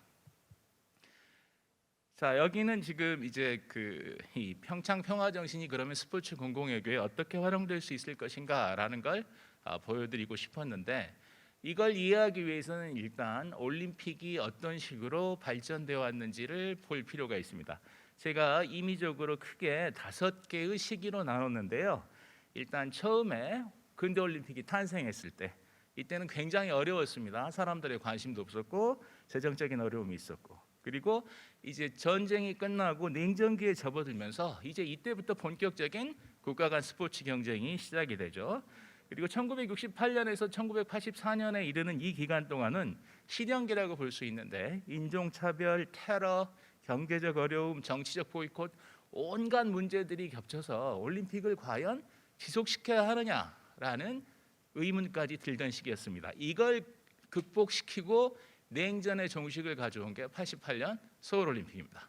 그래서 88년부터 96년까지 이 시기가 올림픽 역사에 있어서는 가장 절정기였다라고 볼 수 있는데요. 자, 그리고 이제 다시 IOC의 솔트레이크 스캔들 이후로 이 21세기를 준비하는 새로운 올림픽 정신을 만들어내기 위해서 지금은 개혁기에 진행 중이다라고 이야기를 할 수 있을 것 같습니다. 이 와중에 동북아시아에서는 3개의 국가가 올림픽을 개최했습니다. 일본, 그리고 한국, 그리고 중국인데요. 여긴 지금 시간이 별로 안 남은 것 같아서 여긴 그냥 넘어가도록 하겠습니다. 자, 그래서 여기 이제 그림을 통해서 제가 보여주고 싶어했던 건 이와 같은 올림픽의 개최를 통해 동북아 3국이 어떠한 목적을 이루고자 했는가라는 것입니다. 자, 근데 우리 평창 동계올림픽 같은 경우 대북 관계를 개선하고 북한과의 평화 분위기를 조성하고 국가 경제에 자극하고 성장 동력을 확보하는 동시에 한국 문화의 세계적 발신과 평화 사상을 고향으로 한반도 평화 정착의 토대를 만들고자 하는 국가적 목적이 투영되었다라고 볼 수 있을 것입니다. 사실 이 지금까지 만들어져온 많은 올림픽 프로그램과 스포츠 공공외교 프로그램이 있는데 그 중에 가장 훌륭한 하나를 꼽으라고 한다면 평창 드림 프로그램을 꼽을 수 있을 것입니다. 지금도 지금 진행이 되고 있는 걸로 알고 있는데요. 코로나 사태 때문에 예전처럼 이 따뜻한 나라에 혹은 동계 스포츠를 접하기 힘든 젊은 청소년들을 데려오는 게 힘들어져 있지만 이 드림 프로그램은 앞으로도 계속되어서 우리의 평창 평화 정신을 지속시키는데 훌륭한 하나의 모임의 장으로서 작동되기를 희망합니다. 자, 그래서 이제 결국은 우리가 한반도 평화 통일을 위해 평창 평화 정신을 어떤 식으로 활용할 것인가 하는 문제가 남는데요. 제가 작년에 2021년에 통일연구원과 함께 평화통일 공공외교와 관련된 설문조사 프로젝트를 실시했던 적이 있습니다. 사실 우리가 이제 지금까지 추구해왔던 것들이 통일을 달성하기 위해서 통일외교와 공공외교를 결합시킨 통일 공공외교를 지속적으로 추진해 왔는데, 여기서 문제는 뭐냐면 한반도 통일에 대해서 우리는 그걸 너무나도 당연시하고 그리고 이 반드시 이루어야 할 목표로 삼고 있지만, 타국의 입장에서 봤을 때 이런 질문들을 가끔 던집니다. 오케이, 당신들이 통일하는 건 좋다. 그래서 그럼 우리한테 좋은 건 뭔데? 라는 질문을 던져요. 그 다음에 지금 만약에 여러분이 그 외국의 관계자를 만났다라고 했을 때 당신의 나라는 왜 통일되어야 합니까? 라는 질문을 던지면 어떻게 답변하시겠습니까? 이 질문에 전부 마음속으로 한번 답변해 보시기 바랍니다. 왜 통일해야 합니까? 라고 물었을 때, 자, 그래서 한반도 통일이 이루어지기 위해서는 사실은 남과 북의 노력뿐만이 아니라 국제사회의 지지와 그리고 협조가 필요합니다. 이것을 이루어내기 위해서는 당연히 주변 국가들에 대해서 우리의 당위성을 설득하고 그리고 그들의 협조를 얻어내기 위한 노력이 선행되어야 할 것입니다. 그래서 한국 정부는 공공외교를 국가 목표 중에 하나로 삼고, 여기 보시면 이제 2010년에 공공외교 원년이 설정이 되고 공공외교 대사직이 신설이 되고 공공외교 정책, 공공외교법 그리고 공공외교 기본 계획이 수립되어서 작년에 끝났으나 일단 2022년 12월까지 연장이 된 상태입니다. 얼마나 그것이 성공적으로 이루어져 있는가라는 데 대해서는 각자의 평가가 다를 것입니다. 하지만 한반도의 평화 정책과 통일 비전에 대한 어떤 국제사회의 공감대를 효과적으로 형성할 수 있는 지속 가능한 방안의 마련이 필요하고, 그와 같은 지속 가능한 방안을 위해 가장 우리가 앞에 내세울 수 있는 것이 평창 평화정신이라는 것이죠. 그리고 이와 같은 시도가 한반도 통일을 어떤 평화로 대체하고자 하는 그런 시도는 아닙니다. 사실 평화통일 공공외교라는 것은 통일 공공외교 목적은 계승하되 그 한계를 평화 공공외교로 보완하고자 하는 목적을 가집니다. 즉 무슨 말인가 하면은 인류의 보편적 가치인 평화라는 개념을 앞에 내세움으로써 우리 한반도 통일에 대한 국제사회의 이해와 협조를 얻어내고자 하는 것이고, 스포츠 공공외교 그리고 평창 평화정신은 이와 같은 민간의 역할을 확대를 위한 가장 훌륭한 토대가 되어줄 것이라고 믿습니다. 15분 지키느라 힘들었네요. 예, 감사합니다. 이상으로 제 발표를 마치겠습니다. 네, 정기훈 교수님 감사드립니다. 우리가 그 올림픽이라는 스포츠를 통해서 어떻게 올림픽 내의 이 공공외교, 또 올림픽을 통한 공공외교, 이렇게 개념을 굉장히 잘 정리해 주셨고, 특히 이제 토론에서도 나오겠지만 남북 단일팀 구성이라는 것이 보통 그 스포츠를 구성하고 있는 아주 치열한 경쟁과 경쟁의 공정성, 뭐 이런 것들이 이제 지구촌에 어떻게 보면 이 현대 사회의 하나의 그 게임의 축을 이루고 있는데, 그것을 이제 더 큰 목표를 위해서 이제 남북 단일팀, 승패와 관계 없는 어떤 통합, 이런 것을 이제 평창 평화 포럼에서 이뤄내는 것도 스포츠 공공외교에서 굉장히 새로운 모델로 기억이 될 것 같습니다. 그리고 그런 의미에서 여러 가지 이제 지금 코로나19로 인해서 지구촌이 이렇게 비대면으로 우리가 무엇을 하는지를 전 세계가 다 보고 있을 정도라, 저희가 국익이지만 국익을 지구촌에 대한 기여도라는 것으로 이렇게 같이 하지 않으면 선진국으로 가는 것은 어렵다고 봅니다. 이게 되게 아시아 많은 나라가 경제는 성공했으나 민주화에 성공을 못한다든가, 또는 뭐 경제는 성공했으나 인권의 후진국이다. 그러면 우리가 완전한 선진국, 경제 발전, 정치 발전, 사회 발전을 다 이룬 선진국 대열에 들어가기가 어렵습니다. 그래서 이런 가치를 통한 공공외교는 선진국으로 가는 실질적인 문을 여는 키라는 것을 정기웅 교수님의 발표를 통해서 다시 한번 확인할 수가 있었습니다. 그러면 이제 다음번에는 조금 더 우리가 이제 진행된 영역, 그 ODA 영역, 해외 개발 원조라고 하는 ODA 영역도 우리도 후발국가지만 굉장히 빠른 속도로 추격해 가고 있습니다. 그래서 이것을 평창 평화 정신과 평화 ODA로 어떻게 연결지을 수 있는지 굉장히 어렵고 새로운 도전인데 이것을 문경현 교수님께서 맡아주셨고 지금 멀리 영국에 계심에도 불구하고 이 공공 외교 세션에 함께하기 위해서 발표 자료를 보내주셨습니다. 문경현 교수님은 전북대학교에서 인문사회과학부에서 이 부분을 담당하고 계시고 특히 이제 식량 안보, 식량 원조 분야에 굉장히 국제적인 전문가이십니다. 문경현 교수님의 발표를 들어보기로 하겠습니다. 예, 안 계시지만 박수를 쳐주세요. 예. 안녕하세요. 2022 평창 평화 포럼에 평창 평화 정신과 평화 OD라는 주제로 발표를 맡게 된 전북대학교 국제인문사학부 문경현입니다. 이렇게 현장에 직접 참석하지 못하고 녹화로 대신하게 된 점 양해 부탁드립니다. 지금부터 약 15분간 제가 준비한 발표를 시작하도록 하겠습니다. 화면을 공유할 텐데요.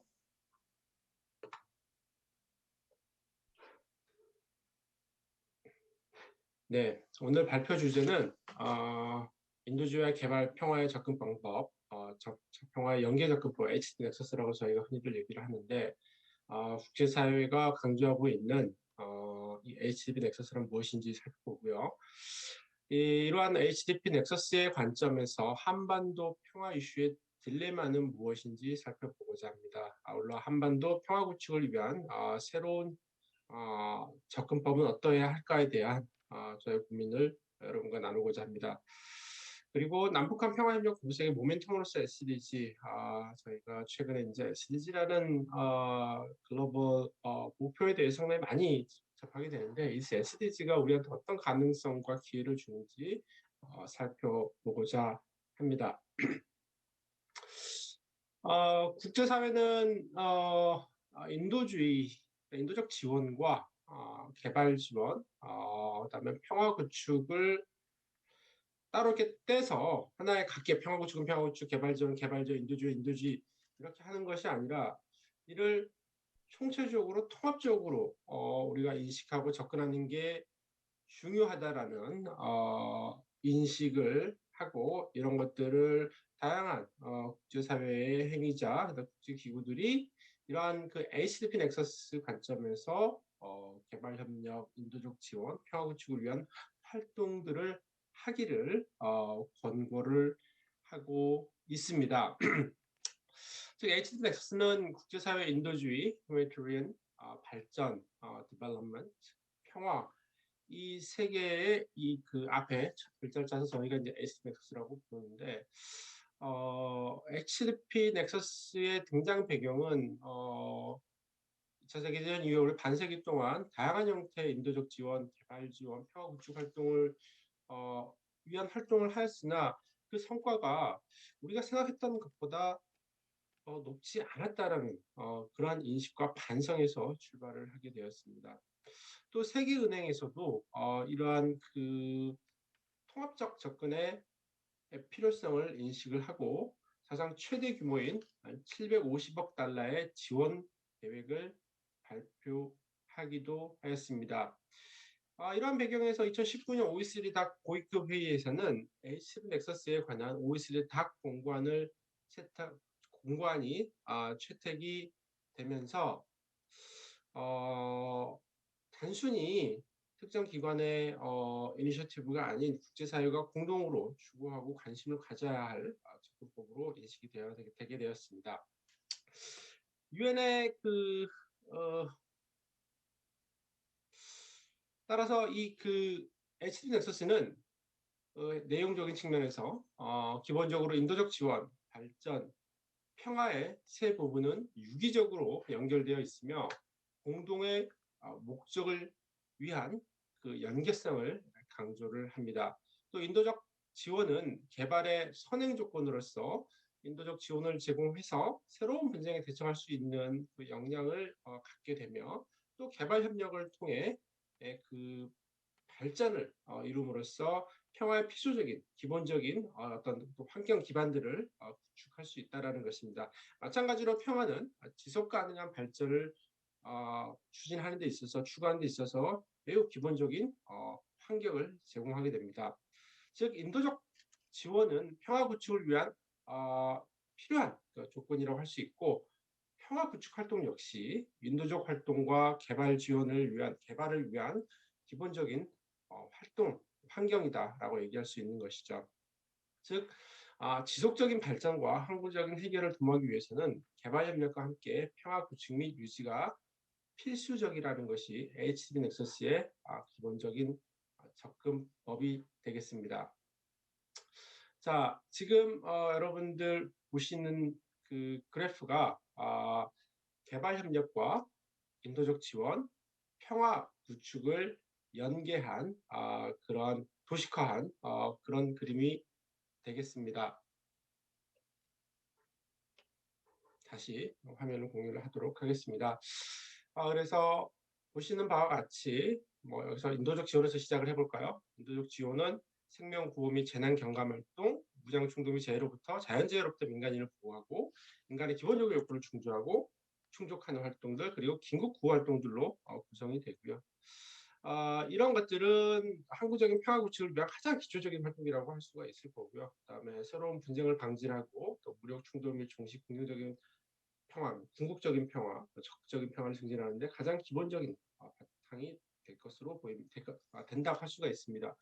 또 이 개발 협력의 영역에서는 빈곤 및 취약 상황을 감소하고 분쟁, 재난, 취약성의 결과에 대한 방지 및 관리, 법치주의, 민주주의, 인권 증진 강화, 지속 가능 발전을 증진하는 이런 세부적인 내용들이 개발 협력의 영역이 포함이 되는데 이 개발 협력이 평화 구축을 공고하고 또 인도적 활동들을 위한 인도적 상황을 완화시키고 또 인도적 상황들은 개발 협력의 기본 조건이다. 이렇게 해서 사실 이 세 개의 영역은 사실 따로 떼기가 어려운 개별적으로 접근하기보다 총체적으로 함께 추진이 될 때 그 효과와 성과들을 그리고 그 지속 가능성을 확보할 수 있다라는 게 이 HDP 그 넥서스의 기본 취지가 되겠습니다.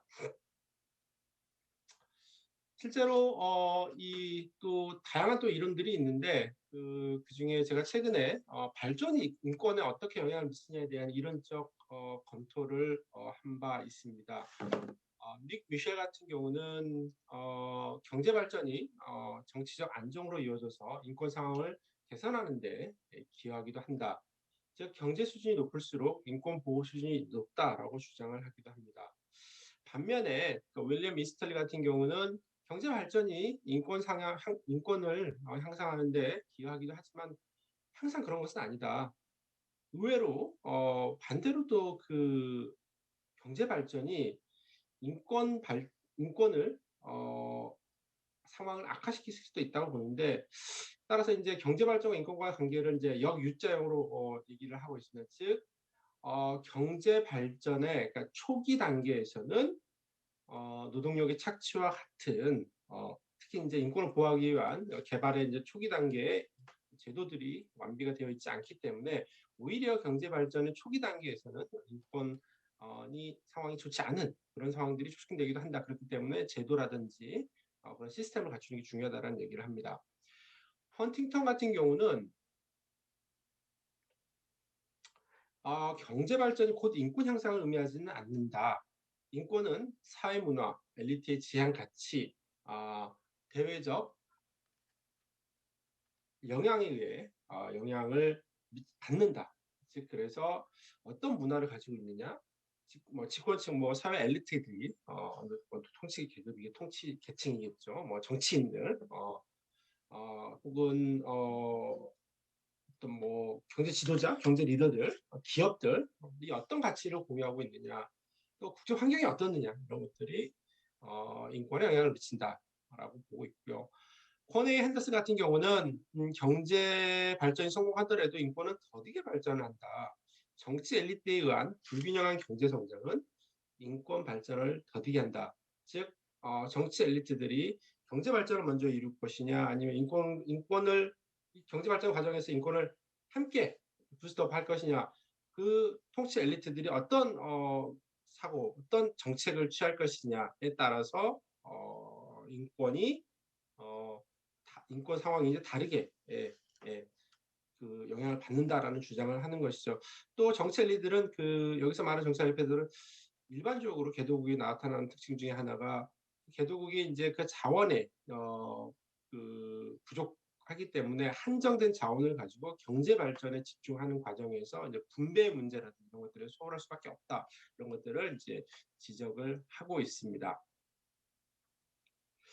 그다음에 또 그 발전이 또 평화에 미치는 이론적 연구들이 이제 콜리어, 바넷, 가스크라는 학자들은 이렇게 얘기합니다. 폴 콜리어 같은 경우는 저소득과 내전 발생 확률 간에는 양의 관계가 있는데 저발전은 갈등을 유발하며 그 결과 다시 빈곤해지는 갈등이 덫이 존재한다라고 얘기를 하면서 저발전 상태에 있을 때 빈곤 상태에 있을 때 발생 그 분쟁의 분쟁 발생할 확률이 높다 이렇게 얘기를 하고 있고요. 바넷 같은 경우는 저소득이 전쟁을 유발하지 않고 단지 그 갈등의 발전 기회 부족이 문제다라고 얘기를 하고 있습니다. 발전에 성공한 계급 계층 부류 그렇지 못한 그 부류 계층 간의 어떤 힘의 균형이 갈등이 골이 깊어질 때 분쟁이 발생하는 것이지 꼭 저소득 상태에 있다고 해서 분쟁이 발생하지 않는다라는 거죠. 에릭 가스 같은 경우는 자본주의 체제를 통한 경제 성장은 국제적 번영과 평화를 강화한다라고 얘기합니다. 시장은 분쟁 발생 시에 오인 가능성을 줄여서 갈등 발생을 억제한다라는 건데, 즉 어떤 두 개의 국가가 같은 시스템, 제도, 규범 이런 것들을 공유하고 있을 때 서로 잘못된 시그널을 보낼 확률이 낮다라는 거죠. 민주주의 국가 간에 분쟁이 낮은 이유는 서로 다양한 채널을 통해서 이해하고 서로의 가치를 존중하기 때문에 분쟁의 가능성이 낮다. 하지만 다른 체제, 민주주의 체제, 사회주의 체제, 다른 체제일 때 이 체제가 어떤 생각을 가지고 있는 다른 상대방의 다른 체제를 가진 이 나라가 어떤 시스템을 가지고 있는지 잘 판단하기 어렵다는 거죠. 그래서 갈등이 분쟁의 확률이 높다라고 보고 있습니다. 자, 이러한 이론적 논의를 바탕으로 한반도의 평화 이슈의 딜레마 상황을 좀 보면 상당히 어렵죠. 북핵 문제로 인한 국제사회의 대립과 제재가 여전히 심한 상태이고요. 이 가운데 빈곤과 기아로 인한 경제난으로 인한 그 인도주의 상황 또한 매우 열악한 상황이 있어요. 특히나 이제 코로나 상황이 심각해지면서 완전히 그 북한이 락다운을 했죠. 주민들의 이동이라든지 이런 것들을 통제를 하면서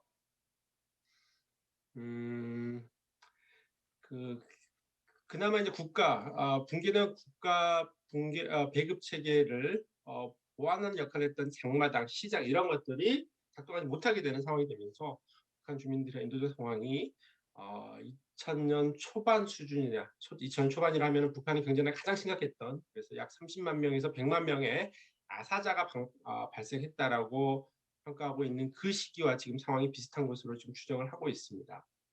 이런 가운데 북한 주민들, 북한 정권에 의한 북한 주민들의 인도적 상황, 인권 상황이 아직까지 계속해서 열악한 이런 세 가지 딜레마가 있습니다.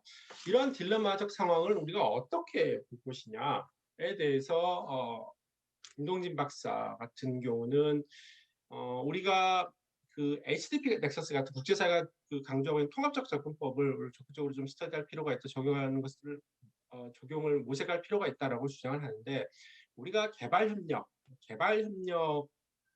활동들이라든지 이런 정책을 추진함에 있어서 분쟁에 혹은 평화에 좀 센서티브한 그래서 평화 환경, 평화 구축을 어떻게 개발 협력을 통해서 우리가 평화를 구축하는 데 기여할 수 있을 것이냐를 더 고민해야 하고 평화 영역에 있어서 평화 구축에 관여하는 주의 스테이크홀더들, 이해관계자들은 단순히 우리가 뭐 핵 문제 해결에만 집착할 것이 아니라 북한 주민들의 인권 문제, 인도적 상황 문제, 발전의 문제들을 고려하는 그러한 접근법을 취할 필요가 있다. 즉 개발 영역에 있어서는 분쟁 평화에 민감한 그런 어프로치를 할 필요가 있고, 그걸 고려한 어프로치를 할 수, 센서티브라는 표현은 고려한이라고 해석을 하면 될 것 같고, 또 평화의 영역에 있는 행위자들 또한 단순히 평화 문제, 비핵화 문제 이것만 하는 것이 아니라 전략적 어떻게 이게 개발과 인권 증진과 연계돼서 추진될 수 있는지 고민을 해야 한다라고 주장을 합니다.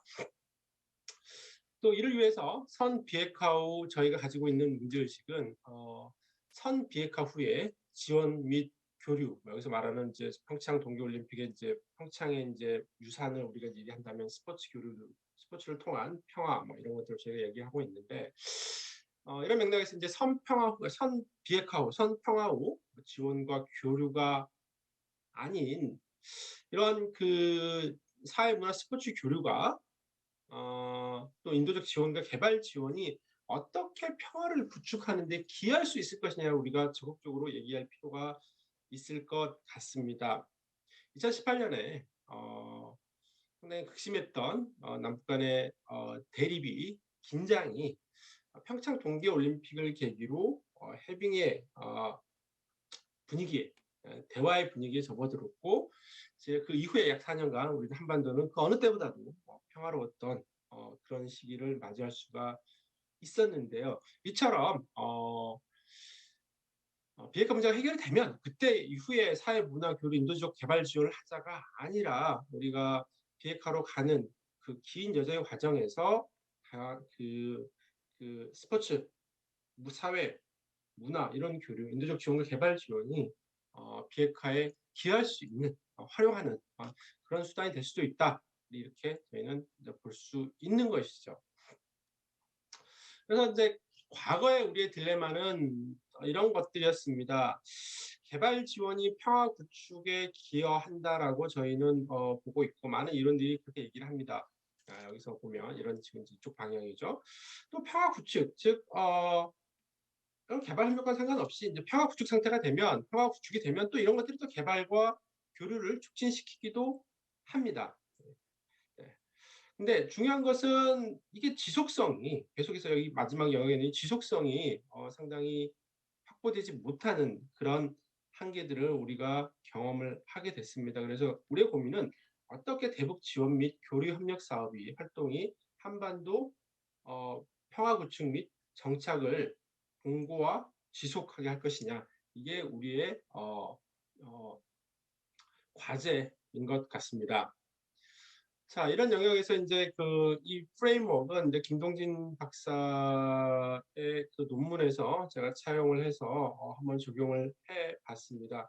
김동진 박사 같은 경우는 이제 대응 영역에 있어서 국제사회과 시민사회 영역들이 있고, 이제 그 활동의 영역들 이렇게 쭉 이 그 원 안에 이제 표시한 다양한 영역 행위자들과 활동의 영역들이 있는데, 이 영역들에서 우리가 교류 협력을 함에 있어서, 교류를 함에 있어서, 인터랙션을 함에 있어서 우리가 고려할 것들은 뭔가, 그런 맥락에서 이제 보자면 그러니까 국가 간의 관계, 국제사회 영역에서는 뭐 평창 동계올림픽, 뭐 동계올림픽과 같은 국가 간 행사들에 북한을 적극적으로 초청하고 인게이지하는 활동들이 필요하고, 또 국가 영역에서는 지금 강원도가 2032년 남북 공동 올림픽 유치를 추진하고 있는데, 이런 활동들을 좀 적극적으로 과연 이게 가능성이 낮다 하더라도 적극적으로 이런 활동들을 할 필요가 있다라고 이제 강조를 하고 있는 거고요. 또 우리 대한체육회라든지 평창 재단인가요? 네. 이런 기관들이 적극적으로 북한과 인게이지하는, 엮어내는 그런 역할들을 좀 할 필요가 있고, 또 시민사회, 기업, 다양한 그 영역의 행위자들이 북한 주민들과 함께 이런 활동들을 발굴해내는, 그리고 사업의 영역에 있어서는 먼저 효과성, 지속 가능성, 인권, 민주주의, 젠더, 환경 이런 가치들을 준수하면서 사업을 추구하는 노력들을 한다면 이런 것들이 축적되고 활성화돼서 궁극적으로 한반도 평화가 가능하지 않겠냐라는 게 이 이론적 프레임워크에서의 어떤 함의가 되겠습니다. 이런 가운데 이제 북한 어떤 모멘트, 어떤 계기가 있느냐, 그러니까 북한과 우리가 이제 그 교류 협력을 활성화할 수 있는 계기가 있느냐. 북한이 2016년에 그 북한판 SDG 이행 문서라고 할 수 있는 유엔 전략계획 2017, 2021 문서를 채택을 했습니다. 이런 것들 바탕으로 우리가 이제 그 교류 협력의 어떤 그 계기를 만들어내는 게 필요한데, 제가 약 2년 전에 그 유네스코로부터 SDG에 기반해서 유네스코가 할 수 있는 사업들이 뭘까를 고민을 한 적이 있습니다. 거기서 제가 이제 오늘 좀 함의를 가질 수 있는 영역이 있어서 제가 그 표를 제가 이제 가져와 봤는데요. 스포츠 영역이 있었습니다. 스포츠 영역에서 유엔 전략 계획상에 있는 순위 및 세부 목표를 매칭을 해봤는데요. 데이터와 개발 관리, 즉 국제 표준, 기술 표준을 적용하기 위한 북한의 역량 강화, 국제조약 협약 기타 체계에 대한 북한의 준수 강화와 증거에 기초한 보고 체계 강화, 이런 내용들이 북한 그 유엔 전략 프레임워크에 있는데, 이 영역, 이런 영역들, 이런 요소들을 저희가 착안을 해서 유네스코가 체육과 스포츠에 관한 정부 간 위원회 및 국제 스포츠 반도핑 협약 관련 주요 활동에 북한의 영향을 강화하는 활동을 해볼 수 있지 않을까, 이렇게 제안을 한 바 있습니다. 시간이 다 되어 갔는데요. 마지막으로 국제사회가 강조하고 있는 SP 넥서스, 즉 인도주의 개발 평화를 통합적으로 접근하는 게 좋다, 해야 된다라는 그 이니셔티브를 인지한 가운데 한반도의 문제, 한반도의 평화 문제, 인도적 문제, 인도적 지원 문제, 개발 문제에 대한 함의를 도출해보면 다음과 같습니다. 평창 동계올림픽은 6.25 전쟁 이후에 가장 심각한 그 수준으로 한반도에 조성됐던 전쟁 가능성과 안보 불안 문제를 대화와 평화 구축으로 바꿔내는 계기가 되었다는 게 계기가 되었습니다. 이후 남북 정상회담, 북미 정상회담이 지속되는 동안 남한 당국과 주민들은 전례 없는 평화 상태와 심리적 안도감을 누렸지만, 정작 북한 당국과 주민들은 어떠한 호혜적 이득을 누리지 못했습니다. 예를 들어 대북 제재는 계속됐고요, 인도적 상황은 계속 악화됐고 경제난은 가중되었습니다. 이러한 가운데 코로나 상황은 북한을 30만 명의 아사자를 발생시킨 2000대 초반 수준으로 북한을 내몰았습니다. 즉 평창 동계올림픽은 북한을 대화 테이블로 불러내는 계기를 만듦으로써 평화 구축의 신호탄이 된 것은 확실하지만, 이 모멘텀이 진화 발전하여 지속되는 데에 대한 실패의 원인은 사실상 남한과 국제사회에 있다 해도 과언이 아닙니다. 남북 간 스포츠 및 사회문화 교류는 북한을 대화의 테이블로 불러들이는 효과, 북한을 국제사회 한 구성원으로 발전 초대하는 효과, 정치 군사적 대립 상황을 우회할 수 있는 우회적 채널 등 다양한 긍정적 가치가 있다고 평가할 수 있습니다. 하지만 이러한 계기를 진화 발전시키는 데는 추가적이고 지속적인 노력이 병행되어야 합니다. 국제사회도 인도적 지원, 개발, 평화 간 연계 접근성의 중요성을 인식하고 HDP 넥서스를 강조하고 있는 가운데, 북한은 SP 이행 의지를 표명하면서 다양한 영역에서의 교류 협력 의사를 표명하고 있습니다. 하지만 정작 이러한 이상적이죠 접근법을 이행하는 데는 역시나 남측, 국제사회, 북한 모두에게 추가적인 노력이 수반되어야 함을 잊어서는 안 될 것입니다. 경청해 주셔서 감사합니다. 네, 문경현 교수님 감사드립니다. 영국에 계셔서 비대면으로 참석하시면서 이 평창 평화정신과 평화 ODA라는 굉장히 길고도 복잡한 이론적 차원과 여러 가지 현실 정책적인 것을 통합적으로 분석해 주시느라고 시간이 좀 초과된 점 양해 말씀 부탁드리겠습니다. 그러면 이제 그 스포츠 공공외교, 평화 ODA, 또 평화라는 프레임을 통한 가치 외교, 이 세 가지 공공 외교 영역을 조금 더 통합적으로 토론을 해주실 토론자를 먼저 모시겠습니다. 이 발표 순서와 관계없이 또 비대면으로 계속 대기하고 계시니까 김태균 교수님께 먼저 논평을 요청드리겠습니다. 김태균 교수님은 서울대 국제대학원 교수로 계시면서 굉장히 포괄적으로 이런 그 국제협력단의 비상임이사도 담당하시고 이런 그 공공외교 영역에 학술적인 영역 또 전문 실천의 영역 또 정책적 자문의 영역에 굉장히 다차원적인 활동을 하고 계신 분입니다. 그래서 저희가 추구하는 이 새로운 시도에 대해서 굉장히 현명한 토론을 해주실 걸 기대해 드립니다. 김태균 교수님 모시겠습니다. 박수로 청해 주십시오. 예, 안녕하세요. 네, 소개받은 서울대 국제대학원의 김태균입니다. 그 시간이 많이 지체돼서 제 코멘트를 좀 짧게 드릴 텐데요. 제가 갑자기 첫 번째로 할지는 예상을 못해서 갑자기 당황스럽습니다. 근데 제가 토론문을 쭉 보니까 저 송진호 이사님께서 굉장히 많이 준비를 하셨더라고요. 그래서 저랑도 많이 겹치는 부분들이 있어서 제 시간을 조금 더 송진호 이사님한테 드리는 게 좋은 합당한 처사가 아닌가 생각이 듭니다. 자, 제 말씀은 크게는 이겁니다. 올해 제 발표 너무 잘 들었고요. 제 발표 모두 통합해서 제 코멘트를 드리자면 결론적으로는 평화의 보편적 공공외교가 필요하다라는 얘기입니다. 무슨 말씀이냐면 보편성과 특수성 항상 교차하고 있고요. 한반도 평화를 위해서 저희는 보편적인 가치, 특히 평화에 대해서 현 정부가 특히 이제 신경을 많이 썼는데요. 그 보편적 가치를 얘기하고 있지만 구체적으로 그 사업들을 보면 정책도 마찬가지고 한국의 평화 그리고 한반도의 평화, 통일을 위한 굉장히 특수적인 가치들이 많이 배태되어 있다는 얘기입니다. 그래서 국제사회에서 동의는 하지만 적극적으로 지지하고 저희의 뜻을 따르기에는 아직 좀 부족하다라는 것이 저의 개인적인 판단이고요. 그래서 보편성에 대한 장기 투자가 필요하다는 겁니다. 지속적으로 한국이 얘기하고 있는 평화가 무엇이고 이게 보편적 가치, 글로벌 규범과 연결되어 있다. 그게 SDG가 되든 뭐가 되든 간에 그래서 끊임없이 장기적인 투자를 해야지만 우리가 얘기하는 스포츠 뭐 공공외교라든가 평화 가치를 평화를 기반으로 가치 외교라든가 이런 것들이 설득력이 생긴다는 것이죠. 주위를 보시면 뭐 일본이나 중국이나 동아시아에서는 발전 국가론이 끊임없이 아직도 살아있고 한국도 아직까지도 저는 살아있다고 생각이 듭니다. 그러니까 굉장히 개발 중심적인 사고방식, 경제 발전이 중요하다. 상대적으로 인권 문제라든가 아니면 국제사회에서 보편적인 가치인 평화를 위한 어떤 그런 이슈들은 동아시아에서 크게 화두가 되지는 않는 것 같아요. 그래서 한국이 할 수 있는 역할이라는 것이 굉장히 중요합니다.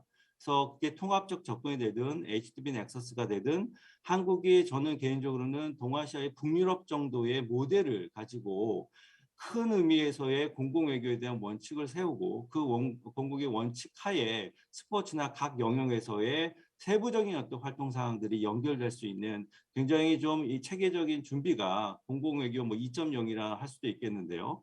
보편성에 대한 장기 투자를 통한 동아시아에서의 북유럽의 하나의 그 사례로서 한국이 뭔가 역할을 할 수 있다면 저는 동북아에서 굉장히 차별성을 갖고 있는 한국의 그 이 공공외교 정책이 성공적으로 앞으로 어떤 정권이 될지 모르겠지만 진행이 될 수 있지 않을까 생각이 들고요. 그걸 바탕으로 조금 개별적인 그 강론을 조금 말씀드리자면 HDB 넥서스 오늘 그 문경현 교수님 발표하셨는데 오늘 오시지 않았으니까 제가 개인적으로 좀 나중에 여쭙도록 하겠습니다. 그리고 HDB 넥서스나 평화 ODA 쪽은 또 송진호 이사님께서 굉장히 자세하게 준비를 하셨기 때문에 한 가지만 좀 드리고 싶은 말씀은 HDB 넥서스가 사실상 세 가지가 뭉쳐 있잖아요. 인도적 지원, 개발 협력, 그리고 이제 평화인데 지금까지 논의들을 보면 굉장히 좀 상보적인 역할을 하고 있다. 세 가지 가치가 같이 간다. 이 정도의 얘기로만 좀 국한되어 있는 것 같습니다. 그러니까 제 소견으로는 한국이 앞으로 HDB 넥서스를 좀 뭔가 정책적인 전략화를 도모한다면 정확하게 어떤 가치, 세 가지 중에 가장 중요한 가치는 이거고 일종의 그 프라이어리티를 정하는 것이죠. 그 평화가 돼야 될 것 같고요. 그 나머지 것들은 그거를 뭔가 지원하는 그 정도의 연계성에 대한 일종의 무게중심을 정하는 것이 굉장히 중요할 것 같다라는 판단이 들고요. 그리고 한반도 평화 공급외교 오늘 발표 잘 들었는데 저는 여기서 얘기하는 평화라는 것이 과연 무엇인가라는 퀘스천을 드리고 싶어요. 그러니까 오늘 발표 세 분한테 공유 드리고 싶은 질문은 뭐냐면 발표 내용이 굉장히 긍정적이고 그리고 우리 앞으로 우리가 지향해야 되는 어떤 그 방향성을 제시하고 그래서 굉장히 저는 다 지지하고 그리고 받아들입니다. 수용합니다. 하지만 한 가지 공통적인 질문은 성찰적으로 한번 저희가 볼 필요도 있다. 지금까지 스포츠 공공외교가 잘 되지 않았다라고 판단이 든다면 어떤 걸림돌이 있었을까? 평화라는 가치 외교를 하고 추진함에 있어서 걸림돌은 무엇인가? 그리고 우리가 지금 반성해야 될 가장 성찰적인 문제는 무엇인가? 마찬가지로 그 평화 ODA도 그런 질문 드리고 싶었는데 오늘 안 계셔서 드릴 수가 없을 것 같고요. 그래서 지금 그 국제사회에서는 송준 이사님이 이미 써주셨는데 그 뭐 지속적 평화라든가 sustaining peace 그리고 strategic peace 다양한 논의들이 돌아가고 있어요. 그래서 그러한 그 규범적인 어떤 논의들을 한국에 얘기하는 평화 그리고 공공외교는 얼마만큼 수용하고 있는가 그 접점이 끊어진다면 사실상 우리가 얘기하는 평화는 공허하게 들릴 수밖에 없고 국제사회에서 논의되는 글로벌 규범과는 발을 맞추기가 좀 어려운 상황입니다. 그래서 이러한 그 부분에 있어서 저는 전문가들이 모여서 연구를 하고 한국의 특수성이 아니라 글로벌 가치를 반영하는 공공성과 보편성이 투영된 그런 독특한 어떤 평화에 대한 이론들을 우리가 주창을 하고 국제사회에서 그게 반영이 되고 이러한 역할도 계속 끊임없이 해간다면 저는 스웨덴이나 노르웨이가 국제사회에서 얘기할 때 설득력이 있듯이 한국이 그런 역할을 할 수 있다. 더 나아가서는 그런 큰 프레임 안에서 다양한 뭐 섹터, 뭐 스포츠가 되든 ODA가 되든 같이 연결시켜서 갈 수 있다고 판단됩니다. 네, 더 드릴 말씀이 있지만 시간상 이만 줄이고요. 네, 제 토론 마치도록 하겠습니다. 감사합니다. 네. 김태균 교수님 짧고 요약적이지만 개념 전체를 아울러서 이해하기 쉽게 토론을 해주셔서 매우 감사드립니다.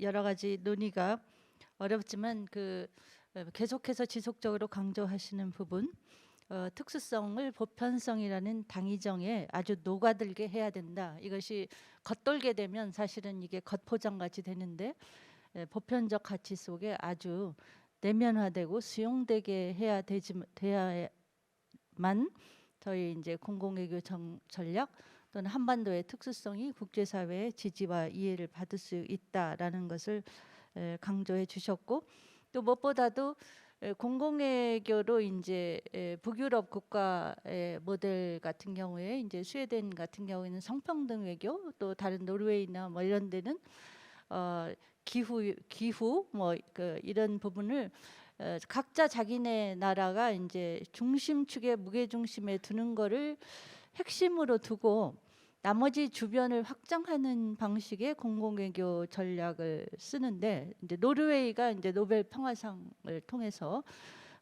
평화 공공외교를 펼치고 있죠. 그래서 그런데 이제 저희 우리나라에서 공공외교의 화두로 전략적인 무게중심이 평화에 두면 좋을 것 같다라는 아주 귀중한 의견을 주셨습니다. 지금 현재 공공외교가 이제 어떻게 보면 다양하게 펼쳐지고 어떻게 보면 굉장히 이제 중심에 대한 다툼이 지금 인권이 먼저냐, 뭐 민주주의가 먼저냐, 뭐 이런 식의 다툼이 일어나는 담론 지형에서 그 다툼에 대한 일종의 약간 정리 발언을 해주신 것에 대해서 감사를 드리고요.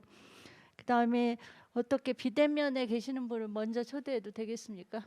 김성규 박사님이 지금 비대면으로 계셔서 비대면으로 계시는 분을 하고 저희는 이제 조금 문경영 교수님 발표 시간이 좀 초과되어서 저희 세션 시간을 조금 늘리기로 양해를 받았습니다. 그래서 이제 토론자 분들이 이 점을 좀 양해하시면서 토론을 해주시면 좋겠습니다. 이렇게 김성규 교수님 초대해 드리겠습니다. 자가격리에 들어가서 약간 참여를 못 하셨는데 여러 가지 김성규 교수님께서 지금 이 ODA 이 국제 공공 외교 또 국제 협력 분야의 학회 회장님도 맡으시고 여러 가지 정책 자문도 해주시고 이 분야에 굉장히 앞장서서 활동을 해주고 계십니다. 네, 김성규 교수님 모시겠습니다. 박수로 맞아주시기 바랍니다. 네, 안녕하십니까. 방금 소개받은 그 국제개발연합회 학회장 김성규입니다. 사실 이제 현장에 참여를 해서 여러분들과 좀 말씀을 나눠야 되는데 여러 상황상 비대면으로 참석하게 됐습니다. 양해 말씀 구하고요. 우선 이제 온라인 상으로지만 이제 우리 이종옥 장관님, 이성은 송진호 이사님 반갑고요. 그 외 발표자 토론자분들 반갑습니다. 귀한 자리에서 토론을 하게 돼서 영광이고요. 시간 제약도 있고 해서 저는 좀 이게 우리 문경현 교수님 발표를 중심으로 해서 짧게 코멘트를 드리도록 하겠습니다. 사실 이제 HTTP 넥서스 개념이라고 하는 것은 그리 새로운 개념은 아니죠. 그럼에도 불구하고 이 개념이 주목받는 이유는 몇 가지가 있는데요. 첫 번째는 이제 국제사회의 취약성에서 비롯된다고 봅니다. 분쟁과 어떤 갈등의 만연화, 그러니까 구조화라고 하는 현상들이 좀 일어나고 있고요. 이러한 분쟁들을 해결하기 위해서는 인도적 지원과 발전과 평화라고 하는 이런 분야의 이제 비교 우위가 바탕이 돼서 서로의 이제 한계성과 어떤 제약 사항을 좀 보완하자는 그런 방법론적인 의미라고 저는 파악을 하고 있고요. 그런 의미에서 실제 사업에서의 어떤 그 방법론의 문제이기 때문에 이론적인 어떤 논의보다는 실제로 이 HTTP 넥서스의 방법이 개발 협력에서 어떻게 적용되느냐, 즉 뭐 활동 방식이라든가 재원 조달이라든가 이런 노하우들이 어떻게 좀 시너지를 낼 수 있을 것인가에 대한 논의들이 굉장히 좀 활발하게 이루어지고 있다고 생각을 합니다. 뭐 예를 들면 이제 비자발적인 이동에 대해서 저희들이 좀 많이 연구도 하고 고민도 하지만 이러한 비자발적인 이동의 어떤 그 원인에 대한 얘기를 이제 평화를 통해서 좀 얘기를 하고요. 장기화된 난민도 요즘에 이제 전 세계적인 관심사인 것 같습니다. 그래서 난민이 이제 고국을 떠나서 체류하는 기간이 평균 26년이 넘고요. OECD 통계에 따르면 2030년까지 이제 굉장히 좀 이렇게 극빈한 빈곤층의 어떤 좀 대규모 난민화가 더욱더 지속될 것이다 이런 보고도 있습니다. 그래서 이러한 가운데서 저희들이 이제 HTTP 넥서스를 바라보고 따라서 HTTP 넥서스 문제는 이러한 어떤 좀 굉장히 좀 개발 협력의 실제 현장의 문제이고 전 세계 어떤 취약성에서 비롯된다 이렇게 생각합니다. 이행 방법하고 점검 지표 개발 뭐 이런 것들에 대해서 좀 많이 좀 얘기를 하는데요. 효과성이라고 하는 사업의 개발 협력의 효과성이라고 하는 측면에서도 결국은 이제 그 부문과의 연계가 좀 강조되기 때문에 사실은 이러한 논의들이 이론적인 논의에서 머무는 것이 아니고 현장의 어떤 개발 협력의 사례들, 그래서 바텀업으로 좀 많이 좀 피드백이 돼야 되는 그런 어떤 프레임이라고 저는 생각을 하고 있습니다. 다음으로 말씀드리고 싶은 것은 이제 평화의 문제입니다. 이게 평화가 왜 중요한가라고 하는 문제인데요. 개발 협력에서는 피스 빌딩의 역할에 이제 굉장히 주목을 하고 있습니다. 그래서 지속 가능한 발전의 환경을 제공하기 위해서 평화에 대한 어떤 구축 이런 문제들을 이제 끊임없이 제기를 하고 있는데요. 따라서 피스 빌딩 그리고 이제 뭐 평화의 어떤 뭐 환경의 제공 이런 것들이 개발에 중요한 어떤 이슈로 떠오르고 있다고 생각합니다. HTTP 넥서스의 어떤 좀 방법론은 사실 순차적인 접근은 아닌 것 같습니다. 예를 들어 뭐 인도적 지원이 먼저고 그 다음이 뭐 개발 협력이고 그거를 통해서 평화 구축되는 것이 아니고 세 가지 요소가 좀 동시에 투입이 되는 그런 방법론이라고 봅니다. 그래서 고도의 어떤 전문성과 협업 구조들이 좀 요구가 되는데요. 이러한 점들에 대해서는 국제사회에서 좀 많은 노력들을 좀 기울이고 있습니다. 이런 아까도 말씀드렸지만 각 부분의 재정 구조라든가 노하우라든가 이런 것들이 어떻게 이제 실제 사업에서 통합적으로 녹여낼 수 있을 것인가의 고민인 것 같습니다. 그 HTTP 사례들도 뭐 국내 사례도 있고요. 우리 뭐 저기 오늘 마이렉션 다른 세션에서 말씀을 하시는 걸로 알고 있는데 뭐 CLMV 국가의 어떤 그런 사례도 있는데 시간 관계상 거기에 대한 코멘트는 좀 하지 말고요. 발전을 좀 말씀드리고 싶습니다. 발전과 인권에 대해서 이제 발표자께서 코멘트를 해주셨는데 저는 발전과 평화에 대해서 좀 말씀을 드리면 경제 발전이라고 하는 것이 인권과 평화 이런 구축에 직결된다. 저는 이제 뭐 직결된다는 선제 조건이라는 건 동의하기 어렵고요. 왜냐하면 경제 발전이라고 하는 것이 하나의 이제 뭐 필요 조건일 수는 있지만 어떤 지역의 어떤 권력을 가지고 있는 그 국가의 권력을 가지고 있는 뭐 예를 들면 이제 파워 엘리트이죠. 그런 정치 엘리트들의 미성숙이나 권력 남용에 따라서 이런 어떤 사회 뭐 갈등이나 사회 양극화가 비롯되는 발생하는 경우가 많고요.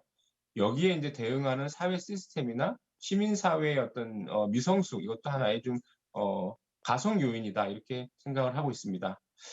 마지막으로 한반도 얘기를 좀 하면서 좀 이야기를 마칠까 합니다. 개발협력에서 이제 한반도 이른바 이제 한반도 평화 ODA 구축 뭐 이런 좀 화두가 되고 있는데요.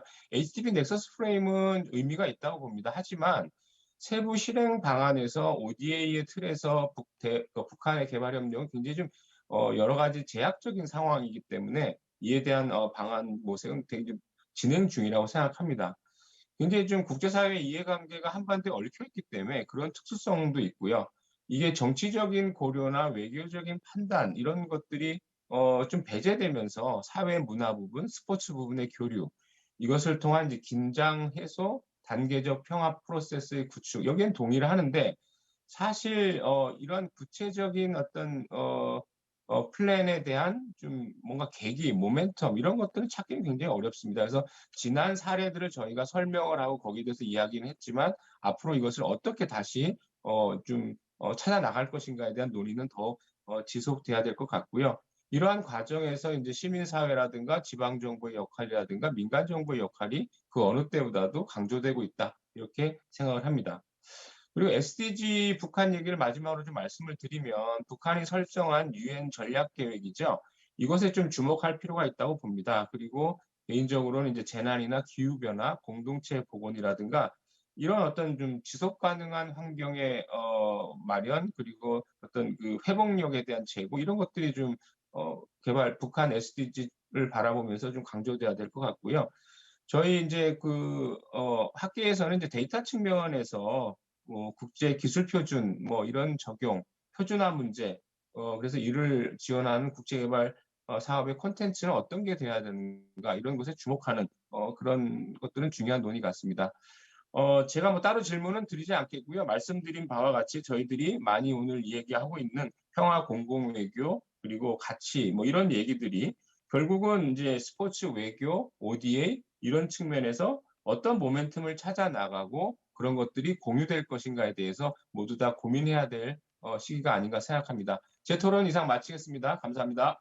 네, 김태균 교수님 감사드립니다. 예, 시간도 아주 짤막하지만 중요한 그 HDP 넥서스의 구체적인 실행 과정에서 생겨날 수 있는 문제, 또 국제 표준화 작업, 또 북측에서 제공하고 있는 SDG의 그 스스로의 내셔널 액션 플랜에 대한 것을 통합적으로 활용하는 방법, 뭐 이런 중요한 키 포인트를 많이 언급해 주셨습니다.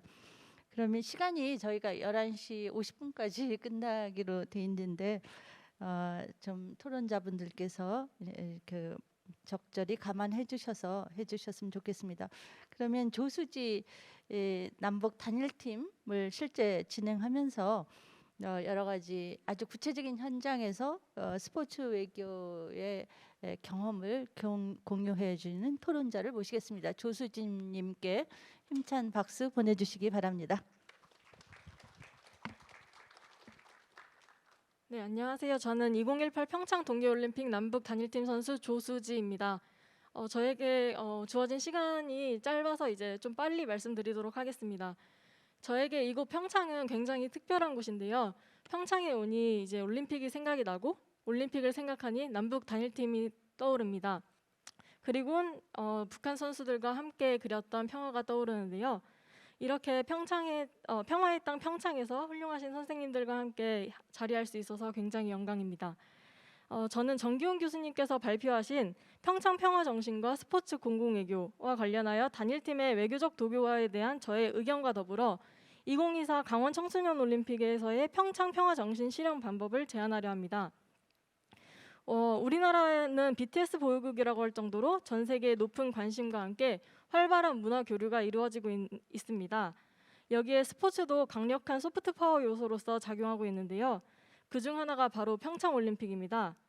아까 류태경 교수님께서 말씀해 주셨던 것처럼 평창올림픽은 ICT, 문화, 환경, 그리고 평화올림픽이라는 명성을 남기며 성공적인 스포츠 외교를 보여주었습니다.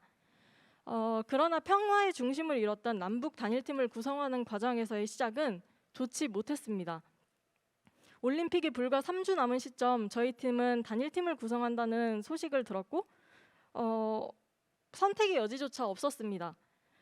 저는 왜 스포츠가 외교적 도구로서 이용되어 정치적 영향을 받아야 하는지 도저히 이해할 수 없었습니다. 그렇게 결성된 팀은 절대로 하나가 될 수 없다고 생각했는데 스포츠가 주는 힘은 놀라웠습니다. 그 짧은 시간 내에 우리는 원팀이 되어 그동안 동결된 남북관계의 개선과 더불어 전 세계 사람들에게 평화의 메시지를 남겼습니다. 올림픽의 근본적인 취지는 곧 평화의 수단이라고 했던가요? 사람들은 평창올림픽을 이제 평화올림픽으로 기억합니다. 솔직히 말씀드리면 그전까지 저는 북한에 대해 관심이 없었습니다. 그리고 통일의 당위성 역시 깊이 공감하지 못했습니다. 저는 휴전국에 살지만 또 평화롭다고 생각했습니다. 그래서 남북관계 개선이나 평화 증진, 그리고 국가 이미지 제고 등의 대의는 와닿지 않았습니다. 그러나 그렇게 특별한 시간을 경험한 후 저는 스포츠 외교가 가져다준 평화의 중요성을 깨달았습니다. 함께한 팀원들을 볼 수 없다는 사실에 우리는 분단국, 비평화지대에 살아가고 있음을 체감하였습니다. 그래서 저는 스포츠를 통한 선한 영향력이 상호 이해관계 속에 구현되어 지속적인 평화를 만들어갈 수 있다면 참 좋을 것 같았습니다. 지금 생각해보면 남북 단일팀은 국익 달성의 도구로서 사용되었지만 이는 동시에 국익을 위한 목표 그 자체로서도 존재했던 것 같습니다. 선수들에게 상처를 주지 않는 선에서 스포츠와 정치가 상호작용된다면 좋겠습니다. 여기서 드는 한 가지 의문점이 있습니다. 우여곡절이 있었지만 우리에게 성공적으로 끝난 평창올림픽이 과연 세계적으로도 성공적이었을지입니다. 북한의 참여로 전 세계가 주목한 건 맞지만 유일한 분단국인 우리나라에만 치중된 평화는 아니었을까 하는 생각이 들었습니다. 아까 정기용 교수님께서 말씀하신 수용의 문제인데요. 우리에게 도움이 되었다고 해서 좋다고만 외친다면 이것은 자랑에 불과한 것 같습니다. 그 후 프로세스가 더 중요하다고 생각하고 모두가 함께 외치는 평화가 되어야 한다고 생각합니다. 2024 강원 청소년 동계올림픽은 우리나라에게 최고의 행운이자 굉장히 소중한 기회입니다. 2018 평창 아이스하키 단일팀을 모티브로 2024 강원에서는 믹스드 NOC 팀으로 아이스하키 경기가 이루어지면 어떨까 합니다. 이는 2020 로잔 청소년 동계올림픽에서 진행된 다국적 혼합팀 경기로서 서로 다른 국가 선수들이 한 팀으로 구성되어 경기를 하는 것입니다. 제가 이것을 제안하는 이유는 2024 강원은 남북 공동 개최를 목표로 추진되고 있기 때문에 단일팀 구성 가능성을 배제할 수 없다고 생각합니다. 하지만 준비된 단일팀이 아니라면 또다시 정치적 합의에 의해 희생되는 선수들이 생길 것이고 전과 같은 문제가 번복될 수 있습니다. 특히나 2024 강원은 미래의 태극마크를 꿈꾸는 청소년을 대상으로 하는 올림픽이 되기 때문에 우리의 유망주들이 상처를 받거나 기회를 박탈하는 일이 나와서는 절대로 안 될 것입니다. 따라서 공동 개최에 있어 발생할 수 있는 여러 변수들을 고려하고 대비해야 합니다. 다국적 혼합팀 경기라면 북한의 참가 유무에 영향을 받지 않고 모두가 함께 즐길 수 있는 의미 있는 경기가 될 거라 확신합니다. 만약 북한이 평창 때처럼 갑자기 참가 의사를 밝히더라도 피해를 입는 선수는 없을 것이며 오히려 북한의 참가로 경기를 뛰는 모든 국가의 선수들이 북한과도 함께 팀을 이루어 어우러져 전 세계적 평화 경기가 펼쳐질 수 있습니다. 다양한 문화와 역사적 배경을 가진 청소년들이 한 팀이 되어 형성하는 다국적 네트워크는 남북한뿐만 아니라 모두가 서로의 국가 문제를 고민해보고 서로 지지해주며 평창의 기적을 뛰어넘어 국제사회 전체에 엄청난 영향력을 발휘할 것입니다. 평창에 오는 모든 선수들이 경쟁에만 치중한 성과보다는 평창에서 함께한 평화의 기억을 가져갔으면 합니다. 우리 청소년들이 그 한 번의 교류와 기억을 토대로 훗날 세계 무대의 주인공이 되어 국제사회의 평창 평화 무브먼트를 전파하리라 믿습니다. 마지막으로 여전히 동계 스포츠는 엘리트 중심, 선진국들만의 스포츠라는 인식이 있습니다. 이에 YPC 피스메이커들의 직접적인 드림 프로그램 등의 참여를 통해 2024 강원 올림픽은 나라에 관계없이 모두가 함께 즐길 수 있었으면 좋겠습니다. 전 세계인이 청소년들이 손에 손을 잡고 세계 평화에 기여하게 될 그 시작이 바로 강원이 될 것이라 확신합니다. Human rights knows no boundaries. 이 문구를 패러디하며 마치겠습니다. Peace knows no seasons. 평화에는 계절이 없다. 감사합니다. 네, 조수진님 감사드립니다. 그 평창의 경험을 바탕으로 다국적 혼합팀 구성이라는 굉장히 혁신적이고 새로운 제안을 해주신 점에 대해서 감사드립니다. 시간 관계상 그러면 굉장히 많은 토론문을 준비하신 송진호 이사님 그 많은 토론을 어떻게 압축해서 발표하실지 그것도 하나의 저희한테 새로운 교훈이 될 것 같습니다. 송 이사님은 국제협력단 전 상임이사님을 역임하시고 울산과 부산에서 IMCA 사무총장을 하셨으며 이 국제협력 분야, ODA 분야의 주창, 제도화, 그다음에 실행, 연구 이런 여러 차원을 다각적으로 몸소 경험하신 분입니다. 송진호 이사님의 그리고 물론 저희 평창평화재단의 이사님을 맡아주시고 계십니다. 송진호님의 토론을 듣기로 하겠습니다. 박수로 맞아주시기 바랍니다. 네. 11시 43분 제가 4분 5분 만에 PPT 42페이지 넘기는 기적을 보여드리겠습니다. 그 다음에 이성훈 교수님 한 3분 하시면 될 것 같은데요. 뭐 지금 다 했던 얘기 동호 반복하지 않겠습니다. 중요한 것은 SDG, 특별히 SDG 16 또는 16 플러스와 원조라고 하는 ODA와 평화는 어떻게 만날 것이냐에 관한 부분입니다. 휴머니타리언 어시스턴스, 인도주의적 지원, 북한이든 남수단이든 인도적으로 쌀을 갖다 주고 밀을 갖다 주는 인도적 지원하고 지속 가능한 사회 개발하고 이것이 평화와 어떻게 만날까요? 지금까지는 점진주의가 많아요. 밥부터 해결하고 그다음에 뭐 해결하고 평화는 그다음에 가져가는데 이것이 어떻게 사이물테니어스 동시에 갈 것이냐 거기에는 PhD가 필요하다. Peace, Human Rights and Democracy가 같이 가는 것이 필요하다라는 것이고요. HTB 넥서스는 약간 좀 유엔의 관료들이 만들어낸 좀 거시기하다라는 얘기인데 넘어갈게요. 그래서 하여튼 유엔에서도 Pathway for Peace라고 하는 축과 또 SDG 16 플러스에 관한 여러 가지 평화 ODA에 관한 고민들을 해오고 있습니다. 다 넘어가겠습니다. 평화 아젠다가 개발에도 중요한 것으로서 핵심 개념으로 대두하게 되었고 평화와 개발 간에 있어 가지고 국제사회에서는 다양한 경험들이 학습되었고 지금 계속 반복된 얘기지만은 한국적 평화, 남북한의 얘기가 따로 있고 한국하고 일본하고 관계 따로 있고 한국하고 제3세계하고 관계 따르는 것이 이것을 통합적으로 바라볼 수 있는 시각을 하려고 그러면 우리도 글로벌 보편성을 가져야 된다는 건 저도 동의합니다. 그래서 국제사회 학습을 갖다가 가져오자 UNDP는 어떻게 했고 오차는 어떻게 해왔으며 Human Rights Based Approach, 인권 기반 접근은 어떤 식으로 이루어졌느냐. 자, 그래서 HTP 넥서스에 관한 얘기들도 써봤고요. OECD에서는 인카프에 관한 주장들을 해왔고 또 스몰 G7 국가들 우리가 흔히 얘기하는 분쟁국 취약국들은 또 어떻게 지금 접근을 하고 있느냐. 가장 중요한 것은 여성의 참여, 청년의 참여에 관한 부분들이 있고 시민사회 역량 강화하고 시민사회 파트너십을 어떻게 강화하느냐 이런 한 9가지 부분을 얘기할 수 있습니다. 구체적 사업 상상력에서는 유엔에서 하고 있는 유엔 평화 구축 기금이라고 하는 프로그램은 우리가 한번 공부해 볼 필요가 있습니다. 유엔이 어떻게 홀리스틱 어프로치, 통합적인 접근으로서의 평화 구축 프로그램을 하고 있느냐. UNDP에서는 민주적인 거버넌스와 평화 구축을 어떻게 해서 가고 있더라라는 거고요. 제가 하고 싶은 얘기 여기입니다.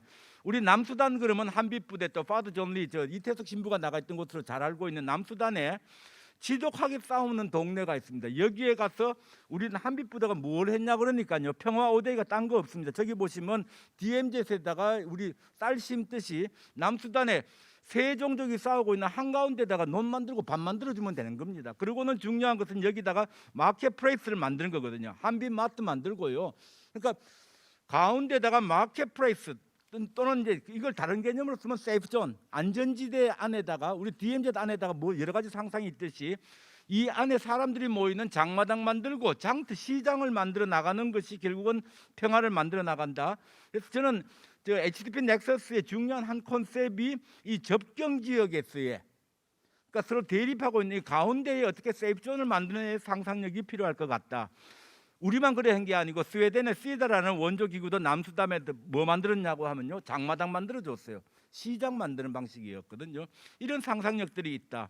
그 외에 이제 뭐 제가 코이카 출신이라서 코이카 잘났다는 얘기가 아니라 하여튼 불발탄하고 대인지뢰를 메콩에서 제거하는 우리 사업과 우리 DMZ에서 남북한이 같이 해야 되는 지뢰 제거 사업은 같은 사업이다. 이걸 따로 비빔밥 보지 말자. 이제 같이 가야 된다라는 것이고요. 박물관 프로젝트입니다. 저 캄보디아 우리 관광 가서 많이 가봤던 또슬름 박물관, 킬링필드 박물관에 디지털 아카이브 작업을 해주는 것도 이것도 평화 오데이가 될 수 있는 것이고요. 동티모르의 정치범 수용 소유를 갖다가 개조해가지고 여기를 평화 박물관으로 만들어 나가는 우리 서대문 형무소 프로젝트죠. 이런 게 평화 오데이가 되는 것입니다. 우간다에서 분쟁과 성폭력 당한 피해 여성들과 그 미혼모 자녀들을 위한 이러한 평화센터 만드는 프로젝트가 잠시 중단되어 있는데 계속돼야 된다. 코이카가 DR 콩고 민주공화국에다가 박물관, 국립박물관을 지어줬는데 BBC에서는 이 해석을 뭐로 했냐니까 과거의 식민 시절에 문화재 수탈해 갔던 것을 이걸 문화재 환수 운동으로서 해석해 나가는 새로운 발상이 있다. 이런 게 평화 오데이더라. 동티모르에서 축구공 하나 가지고 평화 오데이가 가능한 것이고 우리 대통령도 또 코이카 이사장도 동티모르 대통령 만나가지고 축구공을 가지고 평화를 만들어 나갑시다. 그래서 지금 동티모르에 축구장 건설하고 아이들 저 생활체육 축구 교실부터 지금 선수들까지 길러 나가는 작업을 하고 있습니다. 저는 동티모르에서 저 커피 가져와가 사회적 기업 이제 공정무역했는데 장사 잘한 데인데 평화 커피 칼렌이 좀 다방 냄새가 나서 피스 커피라고 지금 장사하고 있고요. 지금 팔레스타인에서는 올리브 오일을 가져왔어. 이것도 또한 이제 페어트레이드 공정무역으로서 가져가는 이런 평화 오데이 상상력도 있더라. 자 마지막 이제 제 시간 다 됐네요. 평창 평화정신하고 스포츠 공공외교, 이건 지난번에 제가 제주 포럼에서 발제했던 내용들인데요. 하여튼 그래도 평창은 먹튀 안 했다. 우리는 먹튀하지 않고 올림픽의 레가시와 올림픽의 헤리티지를 가지고서 우리는 무언가를 해내려고 했다. 올림픽의 레가시라고 그러면 정치적 레가시, 뭐 경제적 레가시, 문화적 레가시 하는데 우리는 무슨 레가시? 평화 레가시를 가지고 왔고 이걸 가지고서 도시 외교, 스포츠 외교, 평화 외교, 통일 공공 외교를 평창군도 강원도도 재단도 다 같이 해왔다. 뭐 이런 포럼도 했었고요, 평창 평화 영화제도 했었고 분쟁 지역 아이들 초청해서 하는 청소년 축구 잔치도 축구 대회도 하고 있고요.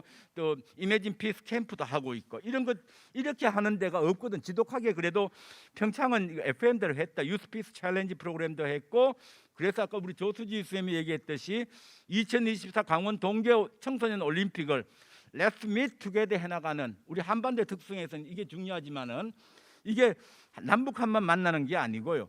그래서 중요한 것은 스포츠 올림픽으로 가는 것도 중요하지만은 여기에는 문화 올림픽을 같이 하자. 여기에는 전 세계의 피스메이커들, 청년 피스 활동가들, 평화 활동가들도 같이 오는 올림픽을 만들자. 거기에 하나 보탠다 그러면 체육과 올림픽의 가장 맹점은 자본의 시장에 의해서 조작되는 것 하나 하고 또 하나는 여전히 남아 있는 국가주의거든요.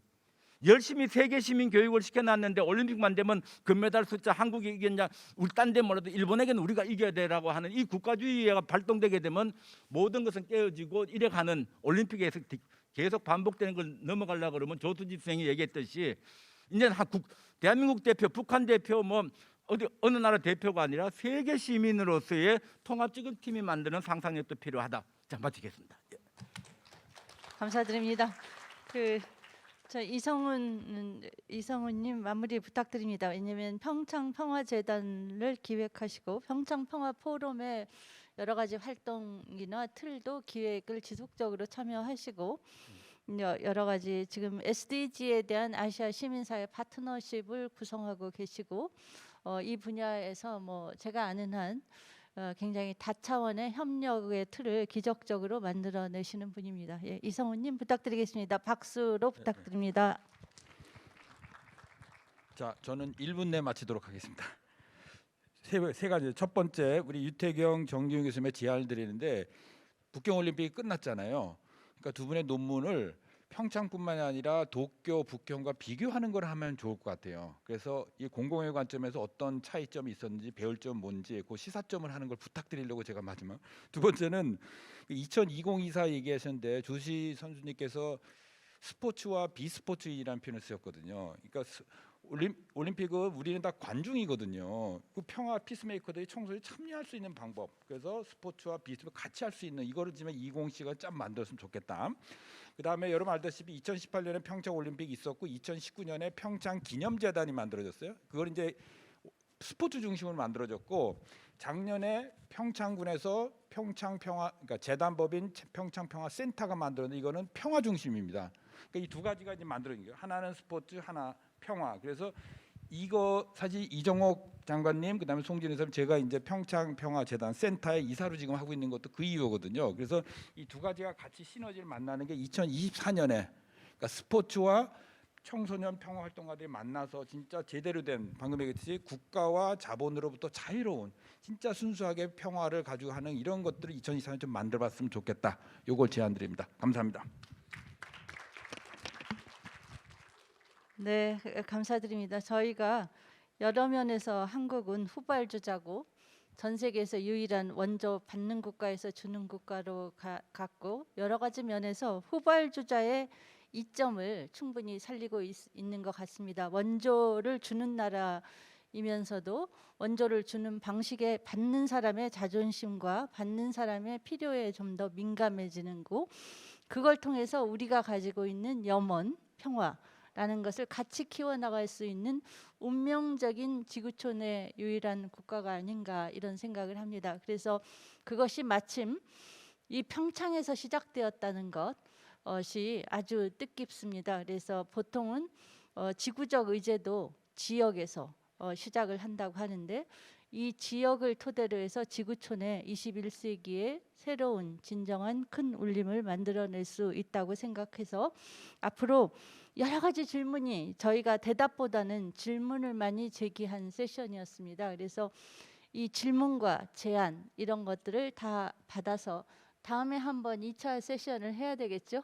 오늘 시간 때문에 잘 못했기 때문에 이 말씀하신 그런 여러 의제 그리고 또 김태균 교수님이 주신 걸림돌이 무엇이냐라는 그런 질문 이런 것들을 모아서 한번 같이 해야 될 것 같지 않습니까? 어떻게 생각하세요?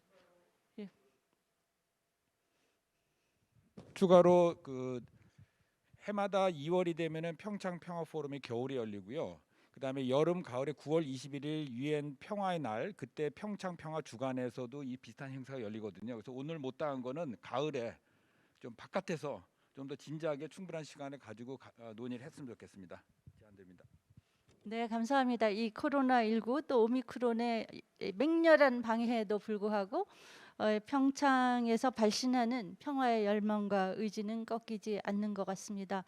이 대한민국에서 말은 많이 했지만 공공외교라는 것을 만질 수 있게 보여준 이 평창 평화 의지가 한국의 귀중한 공공외교의 자산으로 미래 청년 세대의 앞날을 좀 더 낙관적으로 개척할 수 있기를 진정으로 바랍니다. 오늘 이렇게 같이 해주신 모든 분들께 진심으로 감사드리고 또 시간을 잘 조정하지 못한 것은 전적으로 사회자인 제 잘못입니다.